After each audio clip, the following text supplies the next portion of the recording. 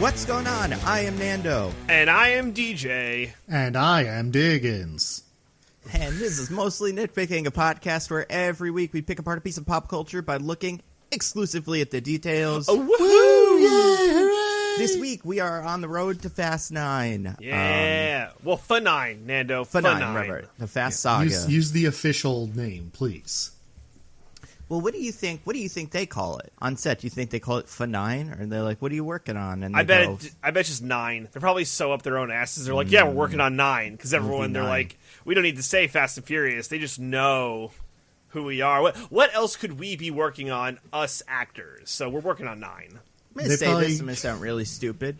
Has there ever been a movie numbered 9 before? Mm-hmm. Yeah, there's that movie I guess 9. Star Wars. The little dolls, right? Yeah, it's called 9. Nine. And then there's 9s. I guess I mean, because all the other sequels, right, like your Godzillas or your James Bonds, your long-running franchises, they don't do 9. They do Friday the 13th Moonraker went all the way whatever. up to 10.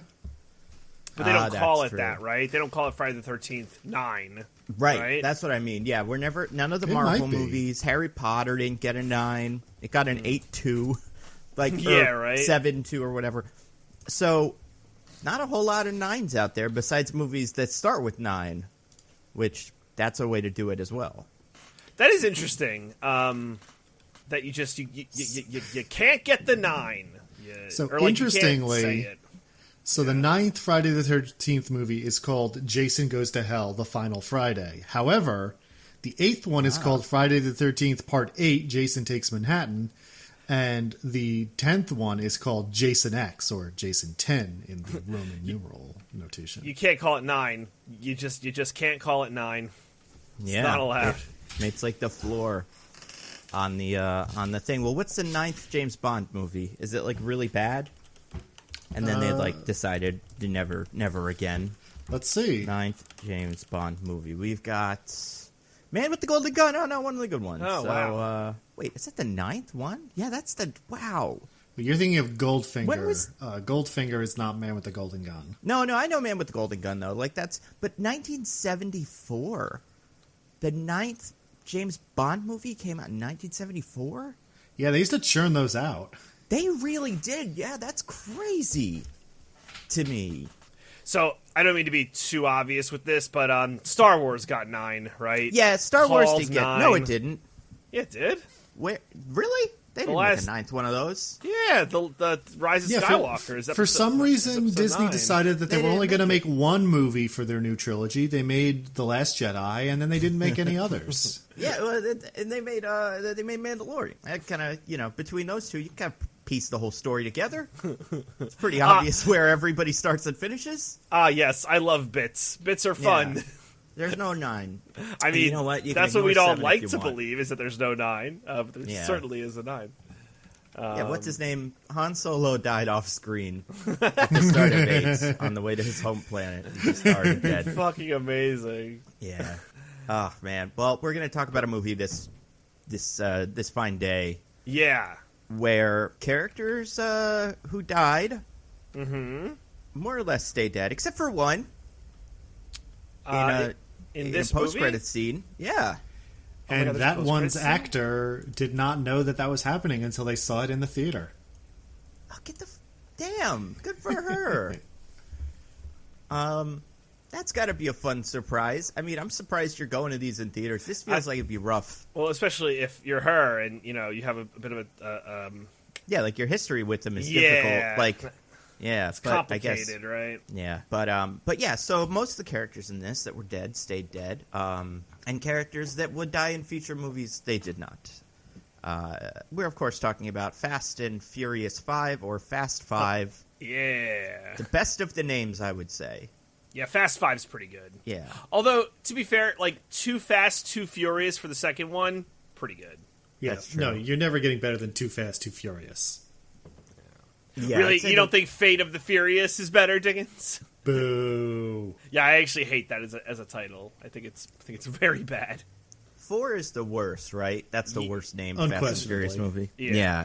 And then I'd say Fate might be the next one. Yeah, Fate. I think Fate's up there in terms of very bad ones. I can't hate on 6 for just being Fast and Furious 6. Right, I agree. And Furious 7 because of Fast Five, one's one and one's the other, and Fast Five is so obvious that you know what Fast 7 is. Yeah. And it's Furious 7. Yeah, and then Tokyo Drift is Tokyo Drift, which is great. They did a smart thing and didn't call it, like, Fast and Furious 3. Yeah.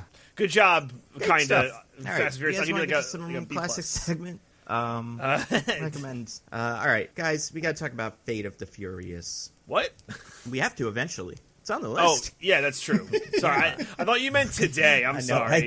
I forgot which one I was saying, too, and we do have to talk about Fate of the Furious. See, what we're doing is, for people that aren't super, we talk about a movie every week. Either whatever movie is, like, relevant culturally, or a TV show sometimes. Not really, but we could. Or whatever movie is leading up to a culturally relevant movie. And Fast and Furious 9, is coming out in the end of June. June 25th. Yeah, we've got a little bit of time. We've got a tiny cushion, but then we'll also have to deal with, like, your Black Widows, your Cruellas. There will be movies coming out between now and then. Yep. So we're going to try to get Fast 5, which is this week, Fast and Furious 6, Furious 7, and Fate of the Furious done before Fast and Furious 9 for 9. It's almost like a race that we have to conduct to get these movies done to complete an objective. Some like kind a race of war, if you will. Yes. Something that's not brought up in this movie, but does happen in other movies. The race war is absolutely part of this franchise. Yep. Yep. And unlike certain races in this movie, we will show all of our races. We're not going to hide any and have them done off screen. Oh, yeah. That's my favorite part. One of my favorite parts of this movie is how much they know.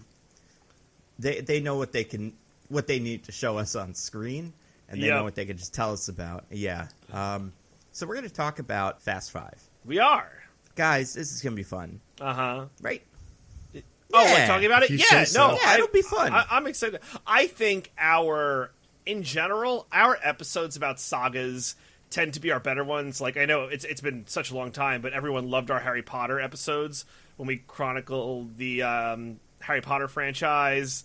Even the Road to Godzilla, I think was a good time. So I think doing this long, road to Fast and Furious, generally our audience finds enjoyable. And I love these movies more than anything, so I will talk about them all day. Cool. Yeah. It's true. DJ's a member of the family. I'd like to. Please have me. Please have me. Yeah, it'd be pretty fun. You can if, take what's over his name, Scott if Eastwood's The Rock. role. Oh, yeah. Do you think I could do it? Do you think I could do what he does? I mean, what's to do? You just there?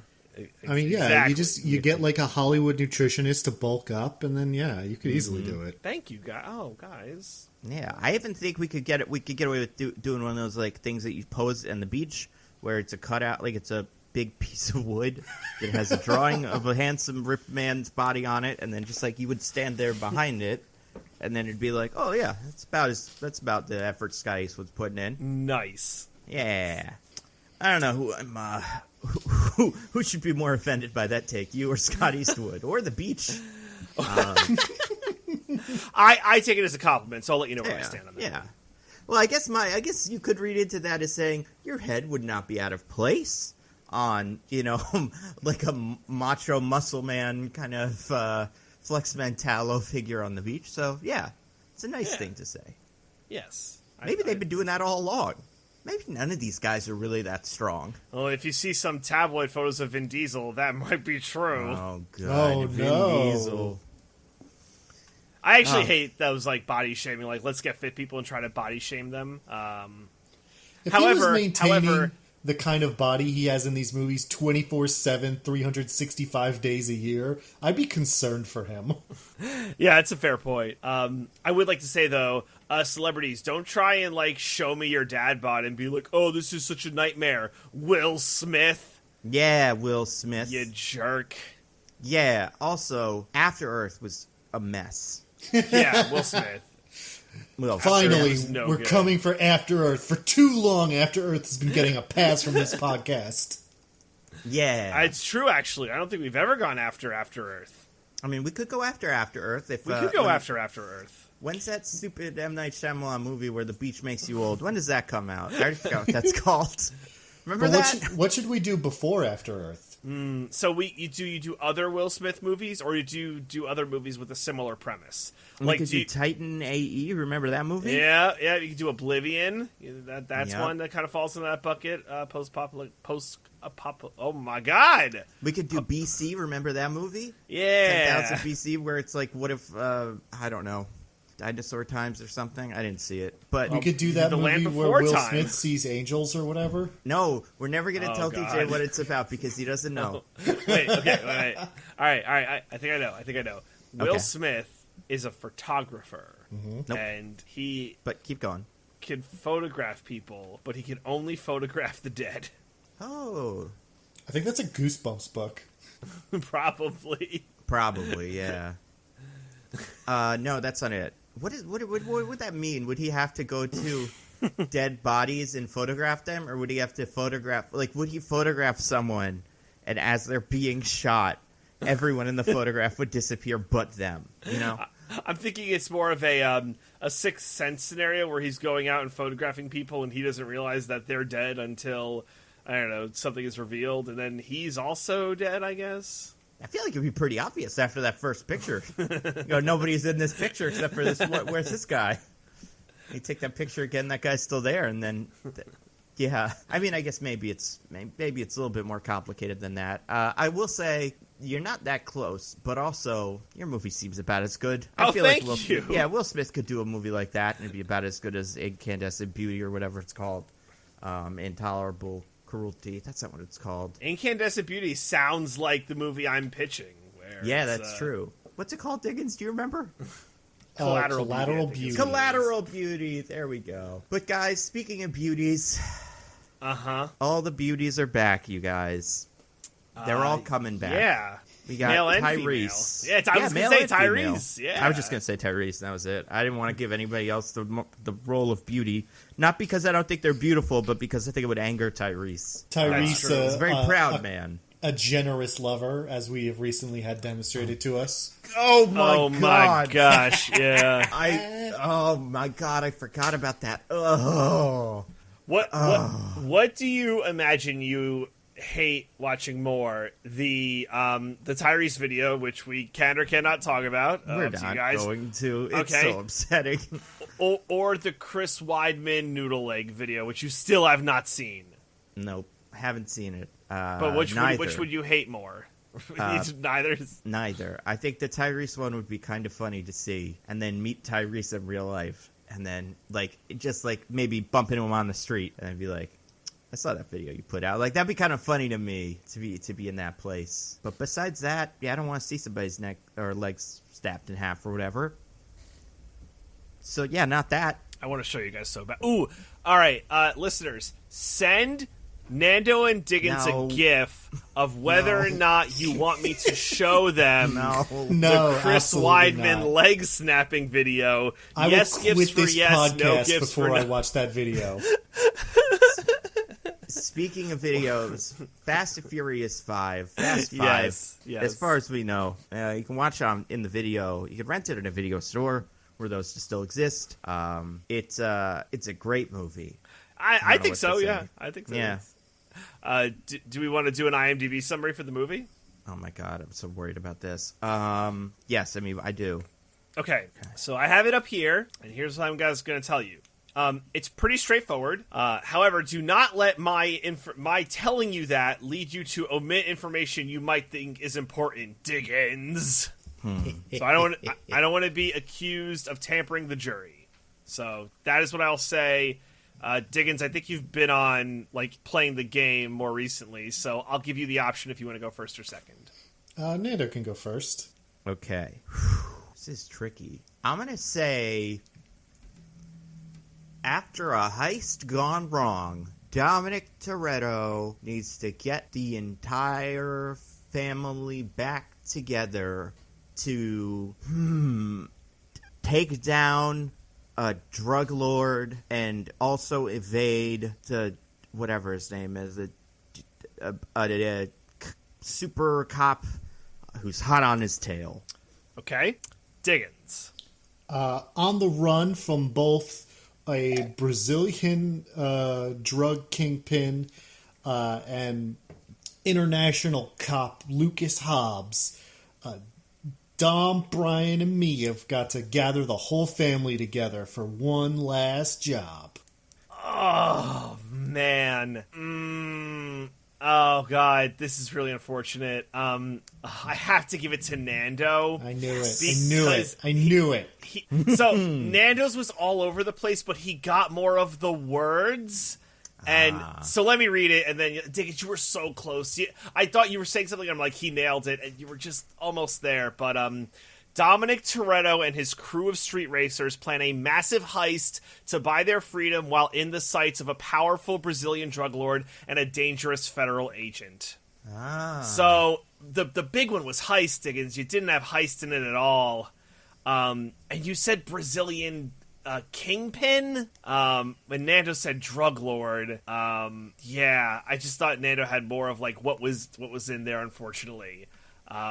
If you want to protest, I'm willing to hear you, and then maybe we could leave it to...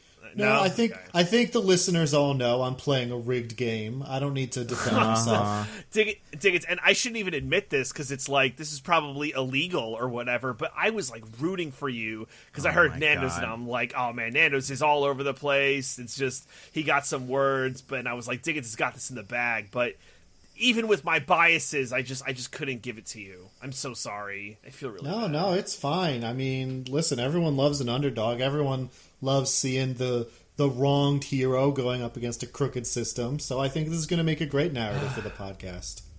Okay. All right. What, Nando, your thoughts on the ruling? I think it's great. I mean, I think I really nailed it. I did call it a heist. I called him a drug lord. Yeah. I also had the formatting correct, where I was like, something from a drug lord, and I called him a super cop. I like federal agent. I just can't say the word federal agent in my real life without then going mad because I'm flagrant. Like, it's just such a... I hear it a lot when it's like federal agents jumped into Rudy Giuliani's car, and then I'm like, oh, Biggie. It's in my head.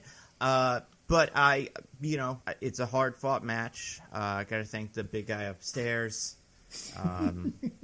Really want to just like take this win and build on that for the future. You know what, Diggins? I think this is setting up huge for you to crush me next week. I think you just have to eviscerate me. So well, I guess we'll see what happens. happens. I have no bias. That may be the difficult part for Diggins. I'm like DJ. I'm not trying to tip the scales in anyone's favor. Yeah, I really wanted to tip the scales in Diggins' favor, but sorry. Nando's got them facts. That's what I like scoreboard. to hear. He's like the New York Knicks. He's unstoppable. And Chris is like the Milwaukee Bucks, flailing at every turn. It's just really the sad. best team in the league, unjustly robbed by crooked referees. I agree. Oh my god. I can't wait for the playoffs when the Knicks beat the Bucks. I'm going to be elated. Yo, man, please, everybody clip this and tweet it at Seriously, DJ when the Knicks lose. Everyone, tweet a GIF at either of us with who you think is right. Maybe tweet it's mostly nitpicking, and if I'm right, it's a Knicks GIF, preferably Julius Randle. And if it's Diggins, we'll do a Bucks GIF of Giannis just falling down because he's so lanky and weird. What, right about fair. What are they deciding we're right about? Oh boy, I didn't put that much thought. Our basketball opinions, who's like more right about, I don't know. Sure. And obviously if you do that, you'll put a gif of Giannis being cool and good at sports is what you'll do. Not the stupid thing DJ said. Yeah, exactly. Well, so with that, and I'm gonna try this host thing. Don't mess up. Okay, this is like Aaron Rodgers trying out for Jeopardy. Nando, what did you words Fast Five are your opinions inside your head? Would you share them with us, please? Okay. Very good. Thanks, host. This movie, Fast and 5, is definitely one of the better movies in this saga. It is very good at being a fun action movie that's basically the Italian Job a couple years later. I do think it's not my favorite. I think the problem with it is, not like problem, but the reason it is not my favorite, because it is one of the better movies, is because it just isn't as wild as the future ones. And there's a balance where I think some of them are a little bit too wild. So either way, But I think as far as bringing back characters, this one's very good. It brings back all of them. And as far as introducing new characters, this movie introduces one and a half. One, and then the half one isn't half of a character necessarily, but she gets treated like one in future movies. Whereas the other guy, he might as well be two whole characters because he's so important, and in a future movie, he just turns into a different character. So that it can be, I don't know, Central Intelligence or one of his other... Anyway, I like this movie. It's pretty good. The setting's fun. The races are fine. I feel like the funny thing about this movie for me is how much the car races are not an interesting part of it to me. Or, like, how much the races are not the part that I remember. But that's the fun of these movies, is the parts that are fun are just when everybody hangs out and, you know, clowns on Tyrese or whatever. So, all in all, Fast and Furious 5, probably like my... third favorite of these, definitely up there. Nice. Yeah. Diggins, what are your thoughts on Fast 5? So, Fast 5 was actually the first Fast and Furious movie I ever watched. Oh. Because I have it's not a bad first one, honestly. Yeah, I think a lot of people, because this was the, hey, get back on this franchise, they kind of turned it around movie. Yes. Yeah. Well, I watched it well I after think it's also when it come became... out. I watched it only a few years ago. Okay. I mean, this is the one that I tell people to watch first that isn't the Fast and the Furious. I also think this is when the movies got more of like a weird cult following because it became clear, oh, this is a whole thing now. So, anyway. Yeah, this is the generally cited like turning point of the franchise when it stops being one thing and becomes the other. Mm-hmm. Having watched these now, I would argue that Fast and Furious is more that, but this is the one that people think is good. Yeah. But yeah, anyway. fair. So I watched that, and I wasn't enamored of it when I first watched it. I thought it was fine. It's not, like, technically bad or anything. I just didn't think it was terribly interesting. But so when we started on this project, I was like, you know what? Probably by the time I get to Fast 5, you know, all these weird characters who come in and I have no context for who they are and I don't know anything about them, and so I have no reason to care about them. I mean, having watched the 4 previous movies, the whole conceit is that we're bringing the team back together. So I've seen them in all these movies. I'll know who they are. I'll have reasons to care about them and be invested in them. And seeing them all together and bouncing off each other will be so much fun. And, you know, I'll probably like this movie a lot more. And the answer is that no, none of that happens. All of these characters are as bland and hollow as they initially appear in this movie. There's absolutely nothing to them. And the franchise pivot was basically it just pretending that it had a past that it never did, and just tricking you into assuming that that past happened so you can be like, all the characters I love are together and being fun. But those characters don't exist. They're simulacra. They never did, and they never will. These movies are not that fun. Diggins. In conclusion... I read the word simulacra today, and you were like, how can I make that part of the thing? In conclusion, Fast and Furious is a land of contrasts. Oh, my God.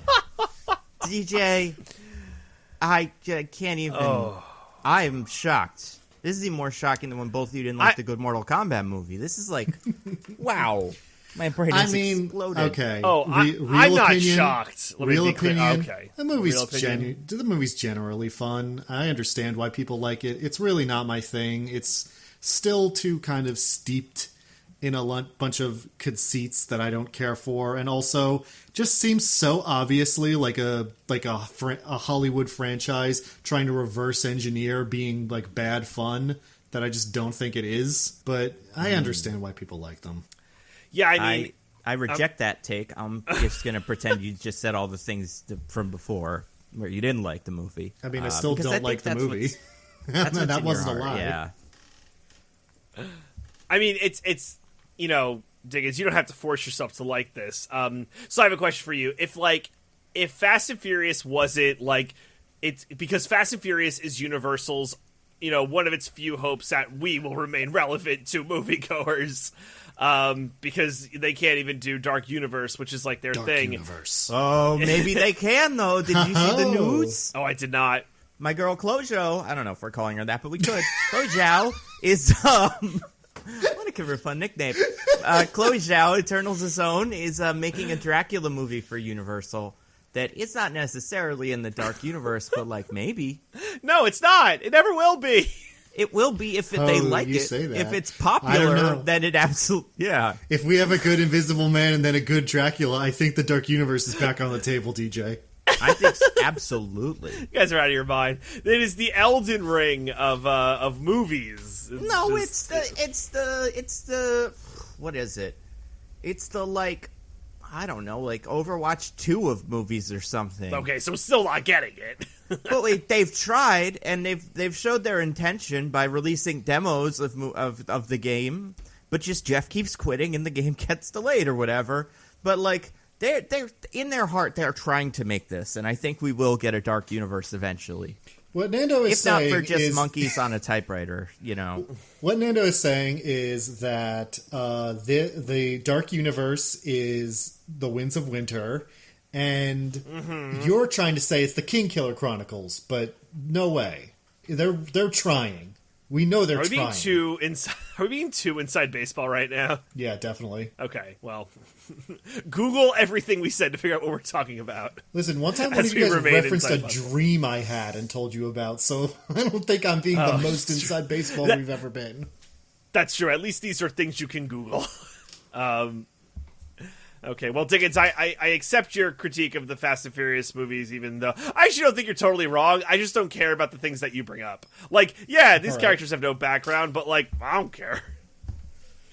I'm cool with it, Daddy-O. Give me my I think the pitch meetings is like the best thing that I've heard referred to as this movie as it's creatine Ocean's 11, and I think that's just like perfect, like specifically for Fast 5 for what it but is. this one's also the Italian Job. It So is also much. that, yeah. Like there's scenes like that scene where they're like trying to decide who can drive the car the best in the Yeah. way. Like that's right out of Italian Job. I'm pretty sure that's where they decide that Charlize Theron in Italian Job, not in these, is going to drive one of the Mini Coopers or something like that. And by Italian Job, obviously, I mean the one from 2005 or whatever, 2003. I do think original. that the big difference, and I do see the similarities in those movies, but I feel like the Italian Job, they care so much more about the mechanics of what will happen at the end of the movie, what they're building up to, and this movie doesn't give a fuck. It so doesn't care. It so doesn't care. And you know what? Neither do I. I think that these movies are ones where, I mean, you can turn your brain off for any movie, but like, I get so bought into like the quippy little movies, like the dumb lines where one of the Rock's guys go to him and says, I got good news and I got bad news, and the Rock quips, you know I like my dessert first. I'm like, yes, more of this, please. I mean, there's definitely, there's a lot of... The Rock in this movie is wild. And I think... This obviously didn't launch his career, because he was up to plenty... He had all his weird little, like, Tooth Fairy and obviously Scorpion King, which is great. But he did, like, a bunch of movies. But this, I think, felt like a new development in what he can be. Yes. It is certainly the wettest The Rock has ever been. Well, and, like, it's that, but it's also... Yeah, he's just, like... He's got a vibe... And I wouldn't say Schwarzeneggerian necessarily. That's not quite what it is. But I think he brings an energy to this movie that has not been part of this movie yet. That many movies. They don't make movies with a guy like that anymore because it'd be so stupid, but it kind of works here. Well, you mean the fine sheen of sweat glistening off of his goatee in every scene? Oh my god! Yeah. Listen, I know you guys don't watch a ton of professional wrestling, but the amount of drip that falls off professional wrestlers, and I mean that in a literal sense, not like drip isn't swag, is insane. Like, these guys look like they just came out of the pool, like when they're entering the wrestling ring. So I think this is just a look that has been identified. Yeah, but that's because they're, doing actual intense physical exertion. And so I understand that. The Rock is walking into a scene where he does nothing but stand and talk people, and he looks like he just dunked his head in a jar of Vaseline.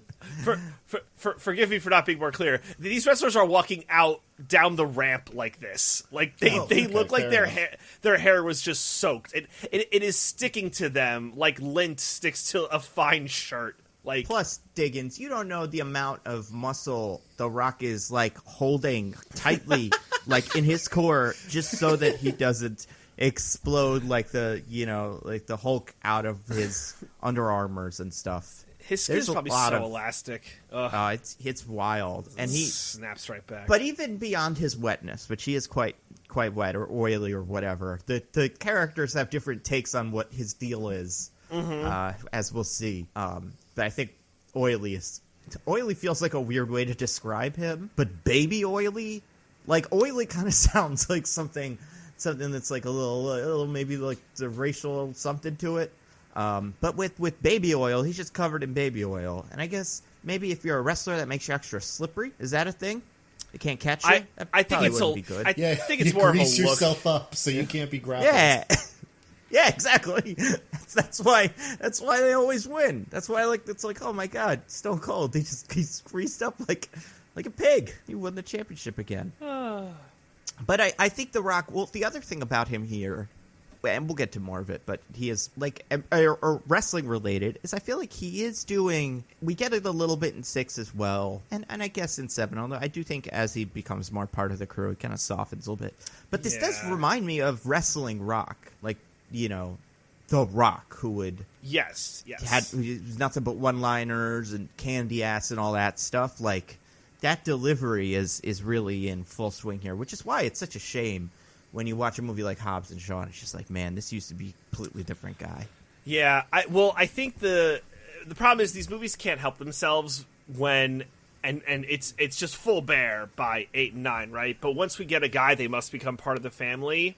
This series would have been better served by keeping The Rock the mostly, I don't want to say straight edge because he becomes a straight up murderer at some point, but like the justice crazy, the Javert to the yes. Valjean. That, yes, and they should have stuck to that because I think that formula works. Because it's always, even after they're pardoned, it would be fun to just have, the police officer looking over their shoulder, hey, I'm keeping my eye on you. Like, I just think that mechanic would have been better served by these movies, but they just can't help themselves. So yeah, it's a shame. I mean, this movie.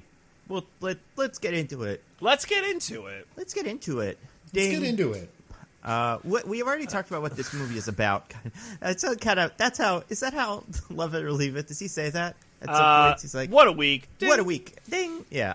Anyway, let's talk about this movie and where it exists in fast continuity. Yes. Because this may confuse some people if they don't know the whole deal with mostly 3. Continuity-wise, it is the 4th Fast and Furious movie. Yes, that's correct. Everything up until, what is it? 6 is when... I used to think this was complicated, but actually it's very simple. It's 1, 2, 4, 5, 6, 3, 7, 8, 9. You just move 3 to after 6, and you're good. Right. And at the time, how much did we know that? Right? Because, I feel like now we know that. But did they say when this movie starts, by the way, pretend 3 is later? Well, I think because Han is alive, they're trying to rely on the audience to say, hey, this guy who is alive here... it also takes place, it's immediately after the ending of 4, immediately picks up from the ending of Fast and Furious. Yeah. So it's right after that, and we already know that one was before Tokyo Drift, because Han is in that one for 5 seconds. Mm-hmm. Oh, yeah, I forgot about that. He is in the very beginning of 4. Yeah, that was great when he was in that. Oh, and then the other guys, well, we'll talk about them. This got a lot of weird little supporting characters in here. Did you guys have a favorite character coming out of this movie? Ooh, I honestly, just this one, obviously. Not, I think it's hard. I think it's Hobbs. I know that's the cheap answer, but he charms me so much, and no one else in the movie does. Because The one thing that this movie is so bad at, and by the way, I love this movie. I know I didn't say it explicitly, but I'm like about where Nando falls. It's not my favorite, but it's certainly in my top 3. And what I love is, you know, the movie, because it wants to be Ocean's 11 and the Italian Job, to your point, Nando, but it goes to talking about the roles it needs to fill, and it says it's going to fill roles with people like, we need a tech guy, and we need a fast talker, and we need a chameleon. Hans the comedian. Yes. Let's get the Chameleon. Let's get the Japanese man to come in and be the chameleon in Brazil, because he can blend in anywhere. Whoa, Yeah. DJ, are you trying to say that Japanese people can't live in Brazil? Okay, listen. Oh man, did I get canceled? Oh no. DJ, I'm canceling I've you. been Here's how you're canceled. going to. Here's how you're gonna go to Brazil, DJ. Yeah. Well, actually, don't go to Brazil. I feel like there's Not some right stuff now. going on there now. Yeah. But Yeah. it's a tough one, because the Fast crew as a crew is kind of built, and I'd say you can, as a like franchise, it's funny because it's very diverse as a franchise, but most of them seem like they're from, you know, they all like kind of know each other from wherever. Yeah. They all have really like nebulous origins, where it's like, I don't know still where Giselle, like, what her deal is, you know? She's Israeli. They basically say it in this movie. She, they? like Yeah. Gal Gadot, is meant to be Israeli. But like, I guess it's more just like, it doesn't matter necessarily. Like, a Oh, lot of no, the it characters I doesn't feel like matter at are all. interchangeable. You know, Yes. like I they 100% Exactly. agree. Yes. Yeah. Yes. but not in terms of like, I don't think like you could switch, you know, Gal Gadot and Ludacris's lines or whatever. Well, maybe those two, but Gal Gadot and Tyrese's lines. But I do think like just the character backgrounds are just like, I don't know, whoever's around that day, and it's great because they're all wonderful in this movie. And I do think this is, except for Tyrese in 6, everybody playing at more or less the top of their game. I Like was gonna their say- best performance. Tyrese as Roman is probably my favorite in this movie. Oh, absolutely. Well, he'll. I don't know if he's like. I think the thing about Tyrese that we'll find, and probably already touched on it a little bit in 2, but he's great for being like I don't know what. I want to say in the trailer for the new one, he's the guy that's like, wait, we're going to fly a rocket ship car or something? So Yep. that's his job usually in these, and it's more interesting as the things become sillier. So once they start heightening to the point where it's like, wait a second, we're going to drive through the hollow earth? You really want Tyrese there, and he starts, Yeah. you know, holding the movie on his shoulders. Whereas here, he is still kind of calling out some of the weirdness of some of the specific plans, and like, but not nearly as much as in the future. I just like Yeah, that he and- seems to be the only person in this movie with anything approaching a sense of humor. It's so Well, true. Yeah, him and Brian. I think Brian has like a sense of humor that is residual Tyrese energy from Fast and Furious 2, where he Please, kind of Nando, knows Too that Fast, this Too is kind Furious. Too Fast and Furious. Excuse me. My apologies. I just got canceled. But I think he like, by sitting next to Tyrese for more time than anyone else has so far, it is rubbed off on him, and he is able to crack a smile and like kind Well, of make mostly fun of Tyrese. But The problem there that is that helpful. Paul Walker can't tell a joke to save his life. So You're a monster. Unfortunately. I you know, Unfortunately. honestly, oh no, Are we editing that out? Oh God. No, we're keeping that. Oh no. Is that like a Oh. Joker trap Oh, or something in your God. head? Oh fuck me. Quick, Paul Walker. I have always supported Paul Walker in these episodes. I think he's great in the It's true, first you have. one. I think he shines in it. I think in the second one he plays a good position where he's like clearly not as fun as Tyrese, but he's still doing it. You know, he's there. And I remember we watched 4. Yes. He's in that one, right?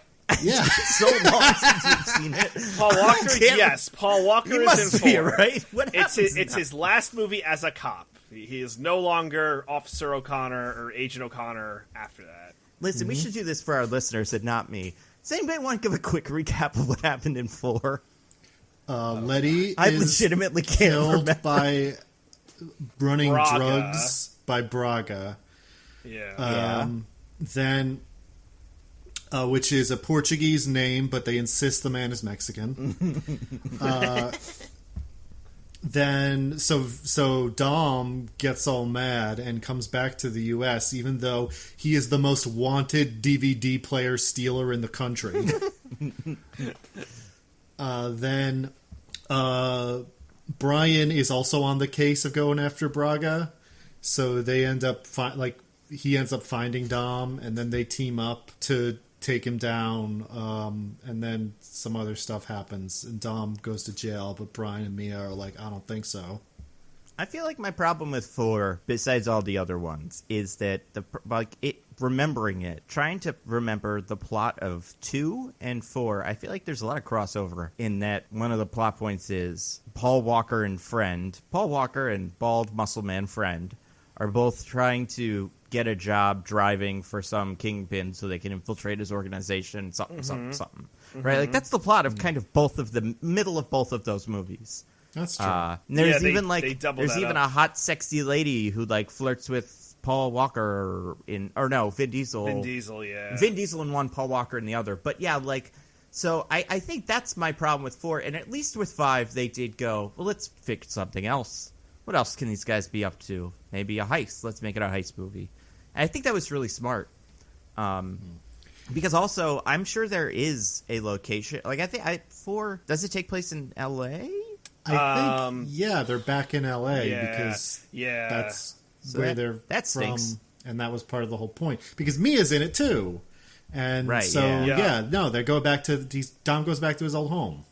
So I think the thing I like about 5 and 6 and 7 and all of them is they, all kind of... I mean, it gets a little messy in the future, but at least with this, they went, all right, let's figure out why this movie is different from 4 in terms of plot. But then they also made the setting a big part of it, so I do find this one to be one of the more memorable Fast and Furious movies, specifically because of the memorable setting, which is great because, it's great.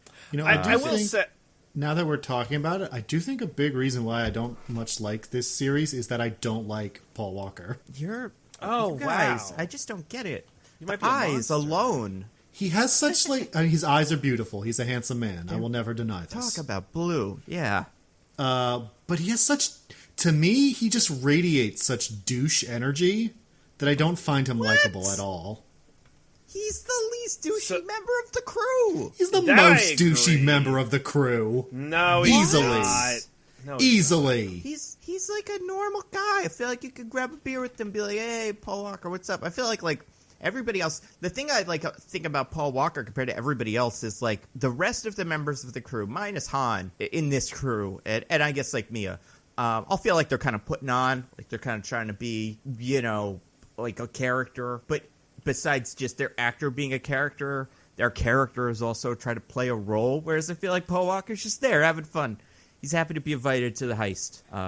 That to me makes him very relatable. I think Tej gives off douchier energy than Oh, absolutely. Brian does. Tej? And I think, Yeah. I think it has to do with the Tej-Roman relationship in this movie. Like, and Tej maybe is my always being mean. protective of Roman. He's Being mean is not equal to being a douche. What feels so douchey to me about Paul Walker is anytime anyone's doing something, he's just like off in the corner smirking about it. They're doing funny things, But but his smirk doesn't seem to me like, haha, this is funny. I'm having fun with my friends. It feels to me like he's going like, oh, look at these fucking idiots. Oh, man. Interesting. I'm not sure if the movie's trying to convey that. Because, like, the weird thing is I that don't think all the of... movie is. I don't think the movie thinks that that's what Brian is doing, but I think that's the energy Paul Walker brings, and that's why I don't like his character. How interesting. Well, Well, no accounting for taste, am I right? am I right? So let's all talk about the movie. Yeah. Now that we've got 4 out of the way, the one I forgot, we can move on to 5. So like we said, it's the Italian Job, but in Brazil, which, did you guys know, first of all, fun Italian Job detail, they were going to make a sequel to it called The Brazilian Job. Oh, really? Yeah. I In bet fact, it would have been this. For a while, there was a rumor that this movie was made off of that script, although that is not true. I feel like that's the rumor that I could see someone telling me, and I'd 100% believe them, because This script is just all of the characters getting in a room together and going, all right, let's see how we all conform to traditional heist dynamics. So you guys watch the Italian Job. Everybody pick a guy. You're the tech guy now for some reason. You're the wisecracker, And to be fair, Tej was kind of the tech guy in Too Fast, Too Furious, if I remember. Or am I retrofitting my memories? He was a mechanic. He's just like a mechanic, yeah. He's a good mechanic who, like, he would... Like, his tech knowledge, you would assume, starts and ends with cars. Right. Sure. But just remember, the all-purpose explanation for why anyone is not at all remotely like they were in a previous movie, it's because they had a life before you guys. They had a life before you They did guys. have a life before them. Yep. That's a good point. Now, I will say, so Italian Job, also the other thing is Jason Statham crossover. He is in both Italian Job and a Fast movie, not this one. But he is and I mean, Jason Statham, we could do a whole podcast on his career driving cars, being like a wild card.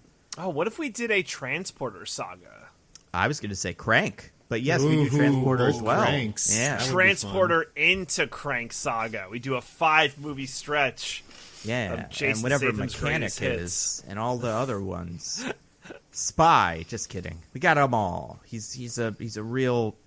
He's a one-trick pony, though. Nah, he seems fine. All his movies with Guy Ritchie, we can do those too. Yeah, and the Meg, we'll do that again. They're making another Meg. Do you guys see that? I did not, but that's Meg amazing. too. Oh God, am I how going to have to great. watch the Meg? Yeah. Yeah, you are. The Meg is really boring, but It is, shockingly. it really is. But it's like the highest performing movie in China or something like that. As far as like U.S. China co-produced movies, it's like an insanely big hit. So there's no way they weren't going to do a second one. But I do think they either said they started on it very recently or they decided that they were gonna. I don't know. I did hear about that though this week. Anyway, I'm sorry. Could I interject quickly? Yes, gentlemen? go please.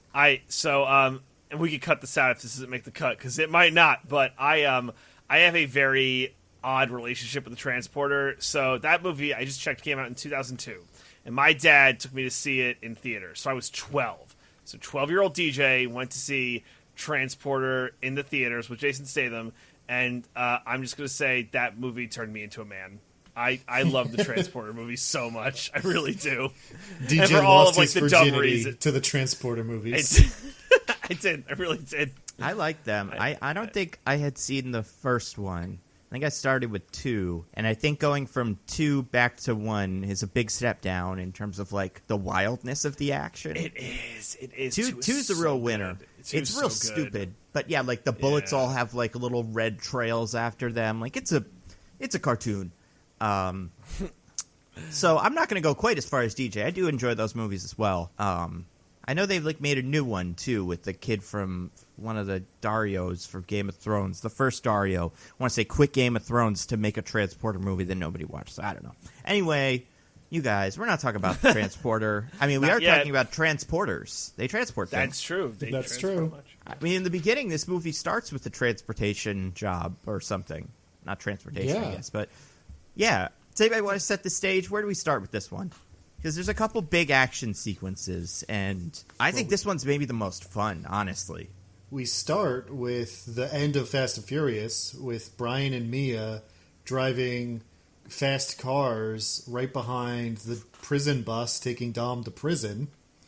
Oh, sure, yeah. And in addition to Brian's car being fast, it's also the heaviest car in the world because That's true. the plan involves them making the bus kind of like skid towards the side, and then it hits Brian's car, and instead of like smashing his car because it's a much bigger, heavier bus, it instead flips into the air and goes flying the second it touches Brian's car, spinning through the air, crashing, tumbling across the road like 4 full revolutions, instantly killing everyone in the bus, including Dom. Dingus, I think his 4 is low. I think it's like 10.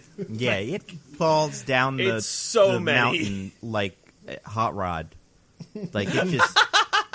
Not only is everybody in that bus what a dead, but like the bus is going to explode and That's burn the- them all anyway. Best fucking reference, Nando. Yeah, it's a good movie. Jesus Christ. Everyone should watch it. should do Hot Rod. We should Anyway, do I'm Hot sorry. Continue, Dick. But then they're on the run, and I guess they do that for a while because it's implied later that they have some history of being on the run. But next we catch them going to the most stereotypical favela in Rio de Janeiro, Brazil, and possible. Just bursting at the seams with scary-looking ethnic men with guns. Fun fact, same exact favela used from Bad Boys 2. No. No, I'm joking. Okay, I was going to say, how did they remake it? It's destroyed. It was also But in I Cuba. feel like, yeah, I feel like we did kind of determine that this movie was, what was the Bad Boys 2 thing? Wasn't it like Bad Boys 2 and Fast and Furious 2 were like filming across the street from each other at one point or something like that? Because they're both in Can we Miami. like unearth that fact? Yeah. Oh, yeah. But anyway, yeah. So they go to a very stereotypical location.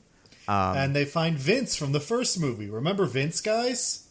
I remember Vince. I do now. I mean, I couldn't. He would not come up in a list of 100 Fast and Furious characters if I had to make one. But having just watched this movie, he does number among them. He does say what I'm guessing is Nando's favorite line in the movie. Well, it's not unless he mouths it as it comes out of Tyrese's mouth. So He calls Brian a buster. Oh, yeah. See, it's tough, you know. I do like that. I like the bring back Buster, but it's not as good as when Vin Diesel screams it at everybody at that fun party. So, Oh my That's god. fair. the second That's best fair. Buster. And can it be better than "This is Brazil"? Yeah, Oh my that. God. Oh, yeah, I forgot. That's. Oh, we'll yeah, get there's there. There's some wild lines in this movie. But no. So then they go do a different job, and this job is the one that I meant though. But this one's pretty cool. I like this scene. Yeah, I agree. It's fine. Yeah. Feels like you're waiting for me to comment on it. It's fine. No, it's cool. Oh, I wasn't sure to comment or to continue your narration. Oh, okay, sure. Yes, I can continue. Yeah, so they're stealing a bunch of cars from a train. And Brian, in the course of doing the heist, realizes that they're DEA impounded cars, which I don't know how much that really affects what they're doing, because they were already stealing them.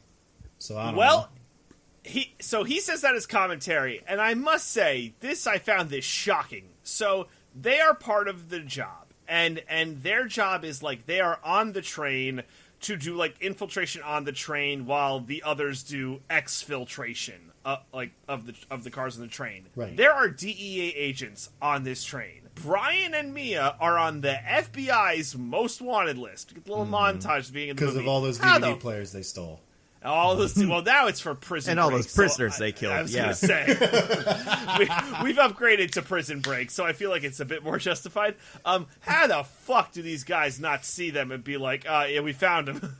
Yeah. Are they on the list fuck? for drugs, DJ? Not our problem. I mean, that's probably like way too true to life, but the way they make that these like they make Brian, Mia, and Dom seem like El Chapo. Like in that beginning montage, like Yeah. anyone should see them and be like, "Oh my god, you're super wanted." So, Also, this is a film franchise where the super cop is part of the diplomatic security service, perhaps the most Yeah. teethless foreign agency that America has. So That's what they want have you we to made think. that joke? I feel like we've talked about this on the podcast before. we How it have. makes I'm not. no That's sen- why yeah, okay, I'm yeah. not. I'm not going to go into it too much. I'm just saying. Right. Yeah, no, very silly. But yeah, so then it turns out that the way that they're stealing the cars is that they drive up with a Mad Max truck and that. like use blowtorches to cut open a hole in the wall of the train, and they're just gonna like sidle the cars out and then drive them away, I thought it was a cool scene. which is interesting. Super cool. Then Vin Diesel or Dom rather hears one of them say, "I'm particularly interested in this car," and he knows that means that they must betray them. I know it's bananas that they decide to betray the guys who are in charge of the job.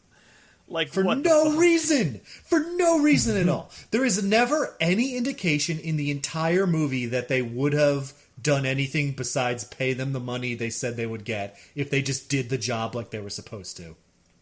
It's the not line like is- he sees them with guns talking in Portuguese like, when this is over, we kill them. He just sees them saying, like, I want that car. And he's like, we have to betray these guys immediately. That's exactly what he says. It really makes Dom seem like the bad guy, right? Because, like, what... I mean, I don't know. Why agree to the job, right? Unless this was Dom's plan the whole time. Maybe He is it just was. 12 steps ahead. Yeah, Maybe I think it it is. was. I think he knew something was up and decided he had to betray them. Which, I don't know again, why, but he did know like, that.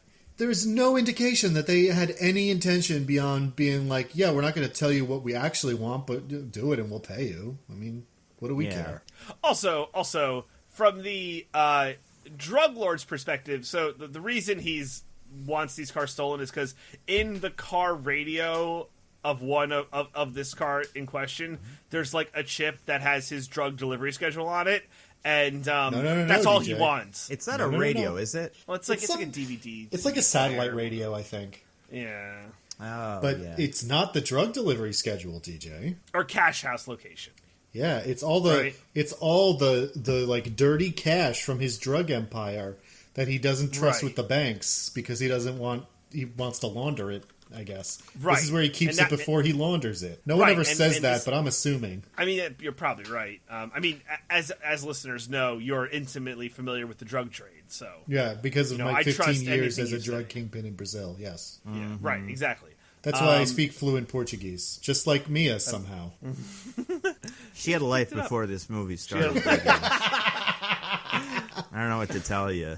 I mean, Jordana Brewster speaks Portuguese, so I guess I can understand them wanting to show that off when they're filming a movie in Brazil, but it does make me really question why Dom doesn't. Well, maybe he does because the guy says in Portuguese, "I got the GT40," which is the car, and that leads Dom to say, no, we're betraying. So maybe he does understand Portuguese. But we pointedly never hear him speak it, unlike Mia. Maybe he understands it but doesn't speak. I don't know. Well, That- maybe Vin sometimes Diesel Mia just- doesn't speak it, but Jordana Brewster does. Yeah. So right. This chip has the cash house location.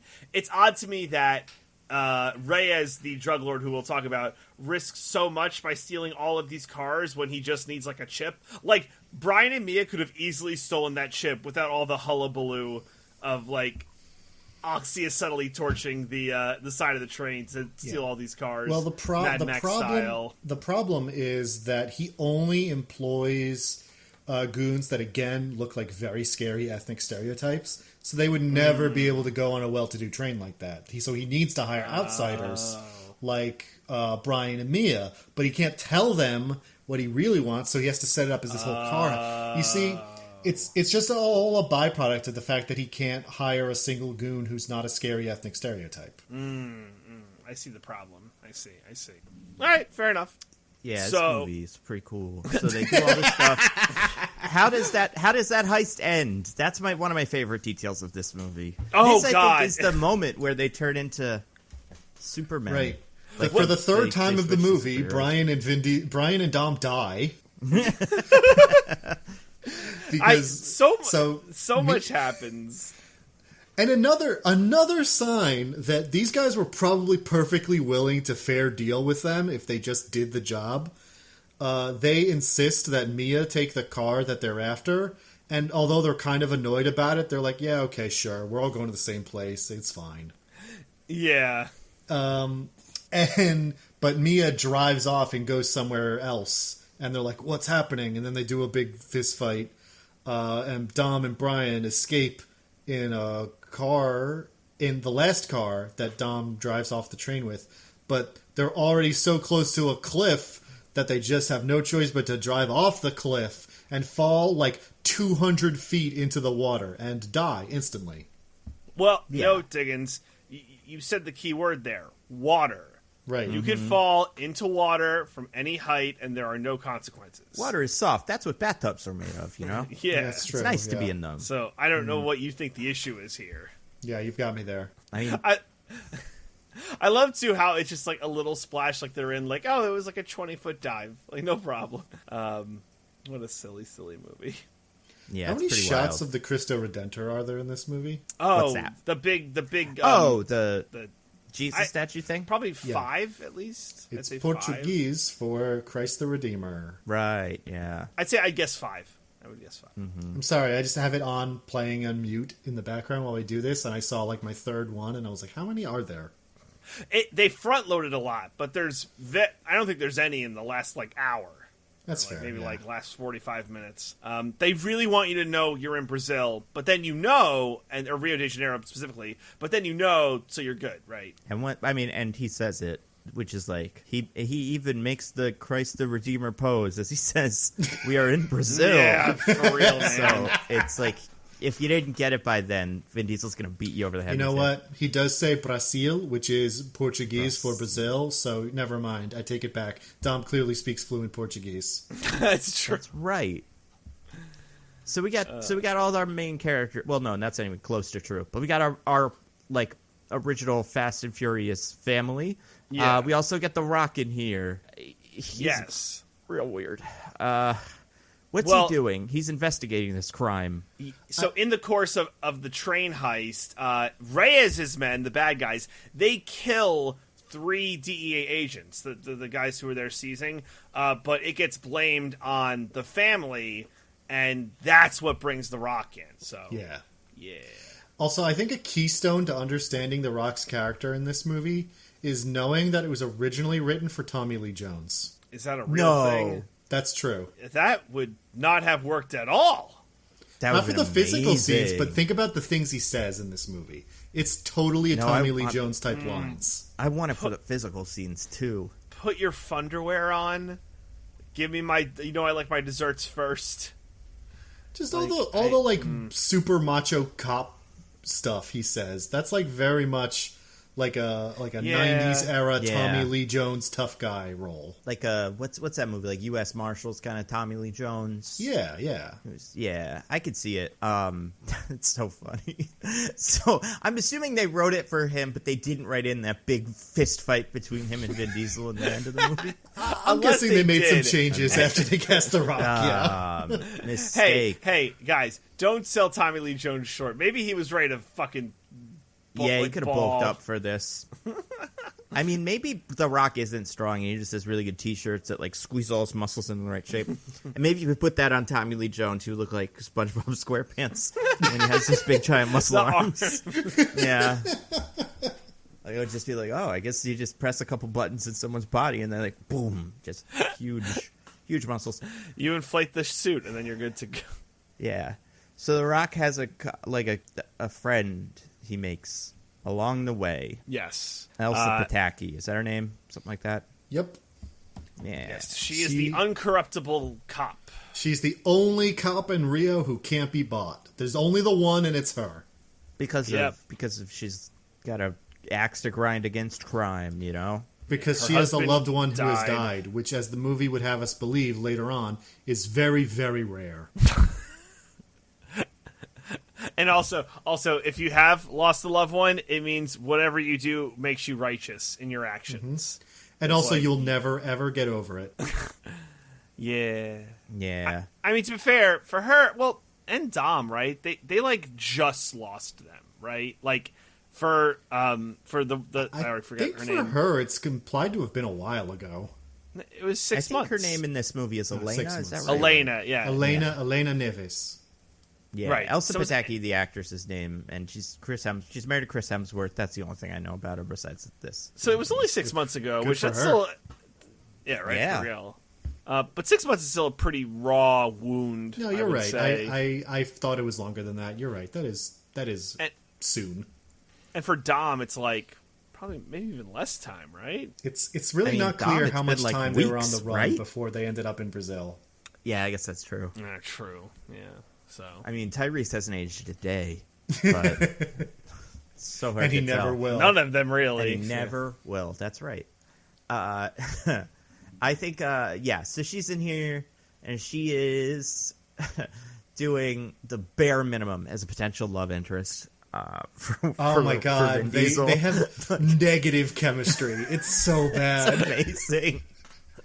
Well, When do you think they figured out that this wasn't going to be Like, they weren't going to do it this way.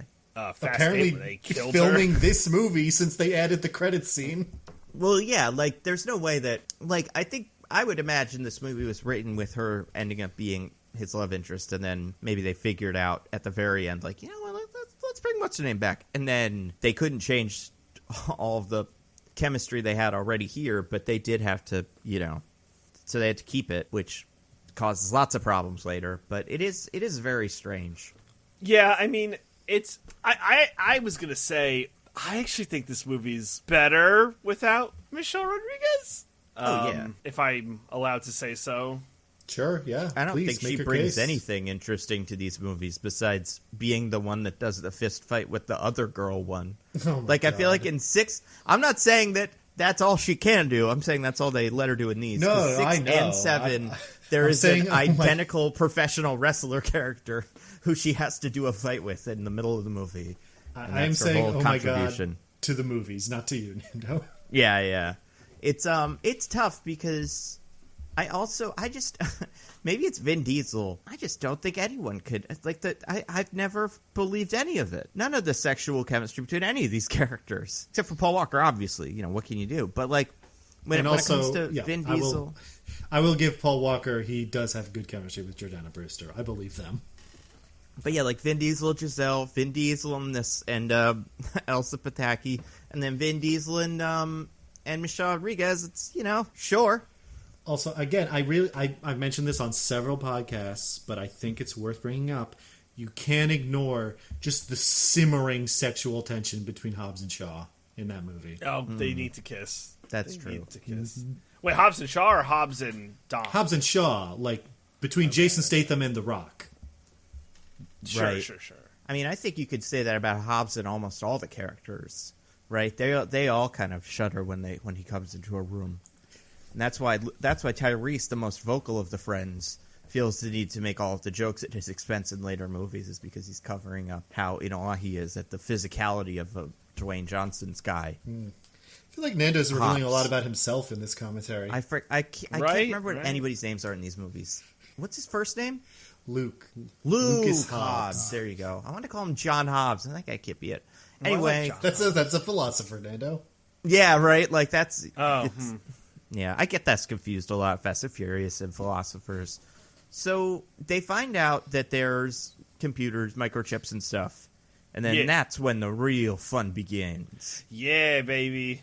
We get the team. We call the whole family, kind of. I mean, they're not the family yet. They're just like associated friends. Yeah, our associates. Yeah. So, I have a question, right? So they figure out that this microchip has the cash houses. So their plan is to steal it. It's $100 million, and they will buy their freedom. Like, we'll just go to places with no extradition. Yeah. And that's Vin how we... Diesel never that's how says we, that line, DJ. Hashtag fake fan. I'm Not in spo- this one. In the next He one, says he it in does. the next movie. Yeah, Sorry, I'm in six. jumping ahead a bit. I've never seen So- 6, so I didn't know that. Oh, all right, fair enough. Well, you're gonna fucking love it when he says that line. I'm it gonna really- go ape shit. Honestly, because it really does sound like the G.I. Joe stop all the downloading. Yeah, So, it does. can't You wait. mean it sounds exactly like my spot-on impression, which it always does because it's perfect? Listener, send Diggins a gif of Christopher Walken if you think he sounds like Vin Diesel, but send him a gif of I don't know. What's the opposite of Vin Diesel? Christopher Walken? Christopher. No, we already. God, Mark Hamill. Send him a gif of Mark Hamill if he sounds nothing like Vin Diesel. This bit's great. I love. I look it. forward Anyway, to the multitude of Christopher Walken gifs. I So love it. who's in this? Who's in the family? I mean, we've Yeah, said so- all their names except for the two friends, but Right, who are they? Right. So they call the family. It's Roman Pierce, Tej, Giselle, Han, and the two brothers. They're brothers, right? Whose names I legit don't know.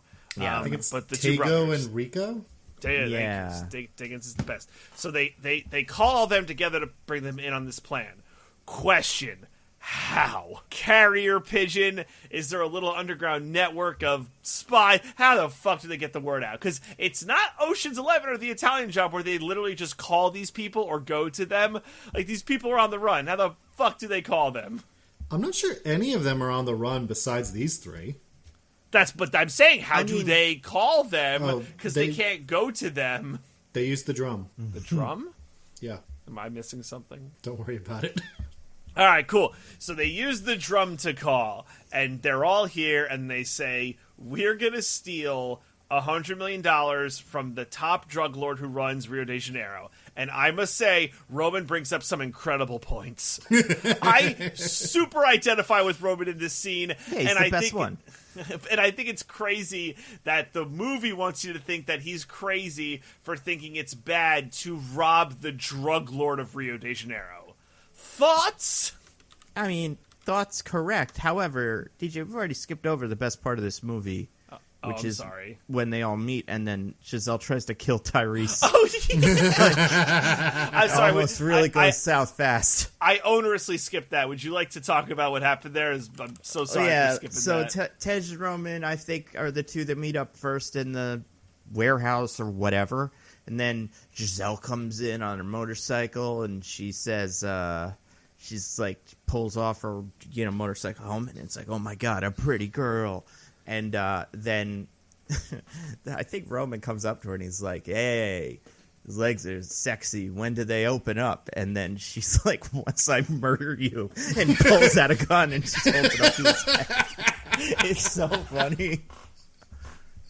It's just like, it's almost like... I wish she had put it like that. That would have been incredible. I don't remember exactly what she said, but whatever it is, that line is a little clunkier than my line. The same time I pull this trigger, do you want me to open it? Oh, okay. That sounds right.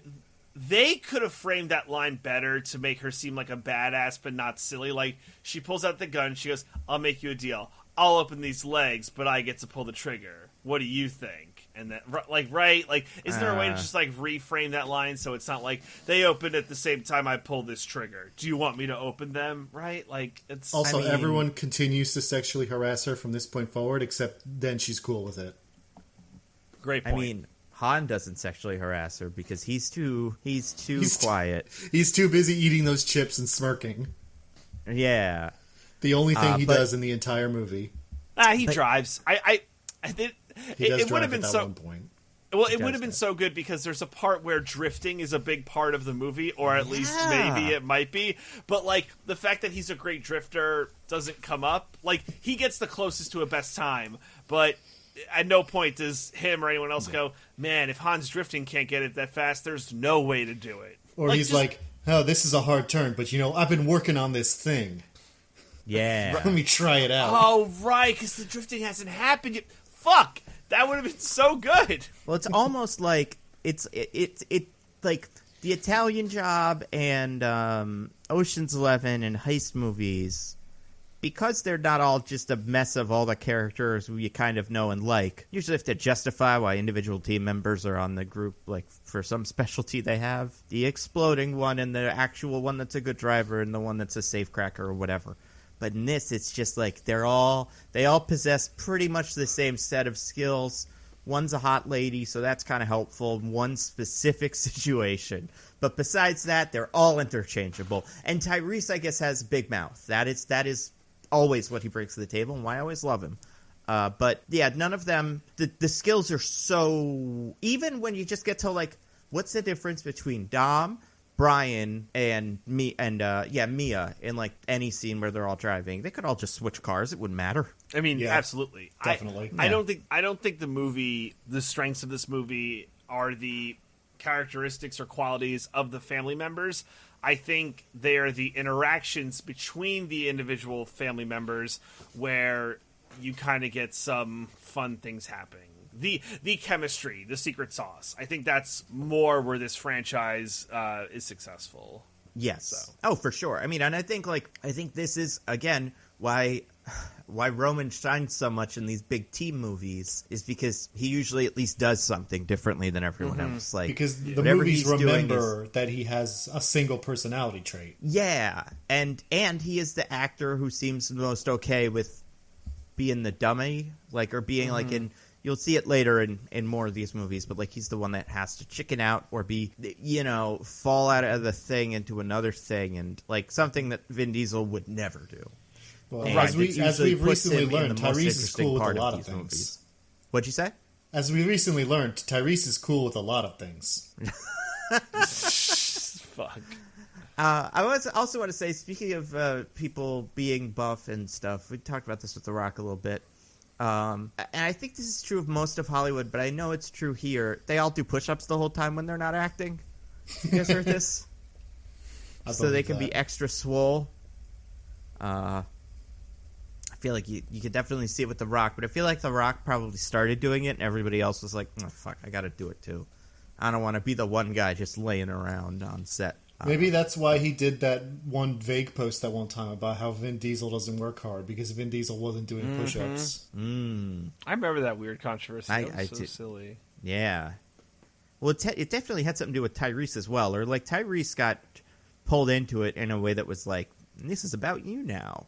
But I don't know exactly why. But then... Yeah, I'm not sure why either. So the plan is they're going to steal all this money from the drug kingpin. They all get, what, like $11 million or something like that? Yeah, like some $100 million split 9 ways. And do you guys remember what the best... I can't even remember the line off the top of my head, so I'm trying to look it up. Remember what Tyrese says about that? Oh, God. I could get a lot of vaginal activity with $11 million. Yes, so I found it. It's $11 million. Sounds like a whole lot of vaginal activity to me. Oh, and that's boy. the best line in this movie. That's okay. Yeah. Yeah, and that's where his vaginal activity. He's can't keep his eyes off it. So, hold on. Question. Uh-huh. Does Tyrese mean if I were that rich, then I would attract a lot of women who want me to spend money on them? Or is he saying I could buy a lot of high-class prostitutes with that money? The first one, but if that doesn't work, the second one, I think, is probably what he thinks. I mean, I don't want to spoil the 6th movie. Yeah. But I will say his theory on getting that vaginal activity is much closer to the first one, Diggins, than the second one.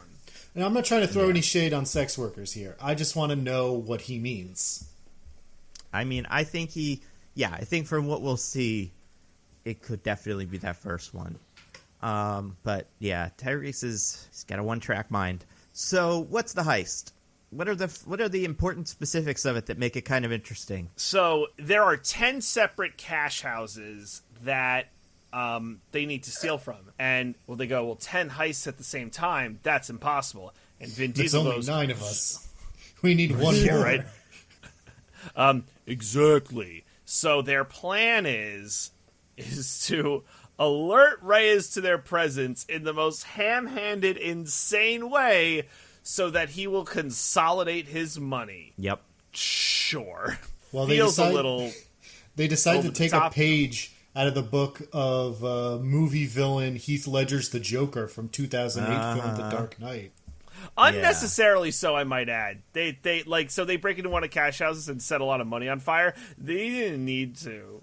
No part did money being set on fire need to be part of the operations. They could have just taken the 10 million and been like, it's 10 million because it's 100 million each. That is the total. So yeah, they could have taken the 10 million and be like, all right, everyone who's cool with 1.1 million payout, I mean, you can leave now, but the rest of the plan happens here. Yeah, like it's actually crazy how easy it would be to steal $1 million.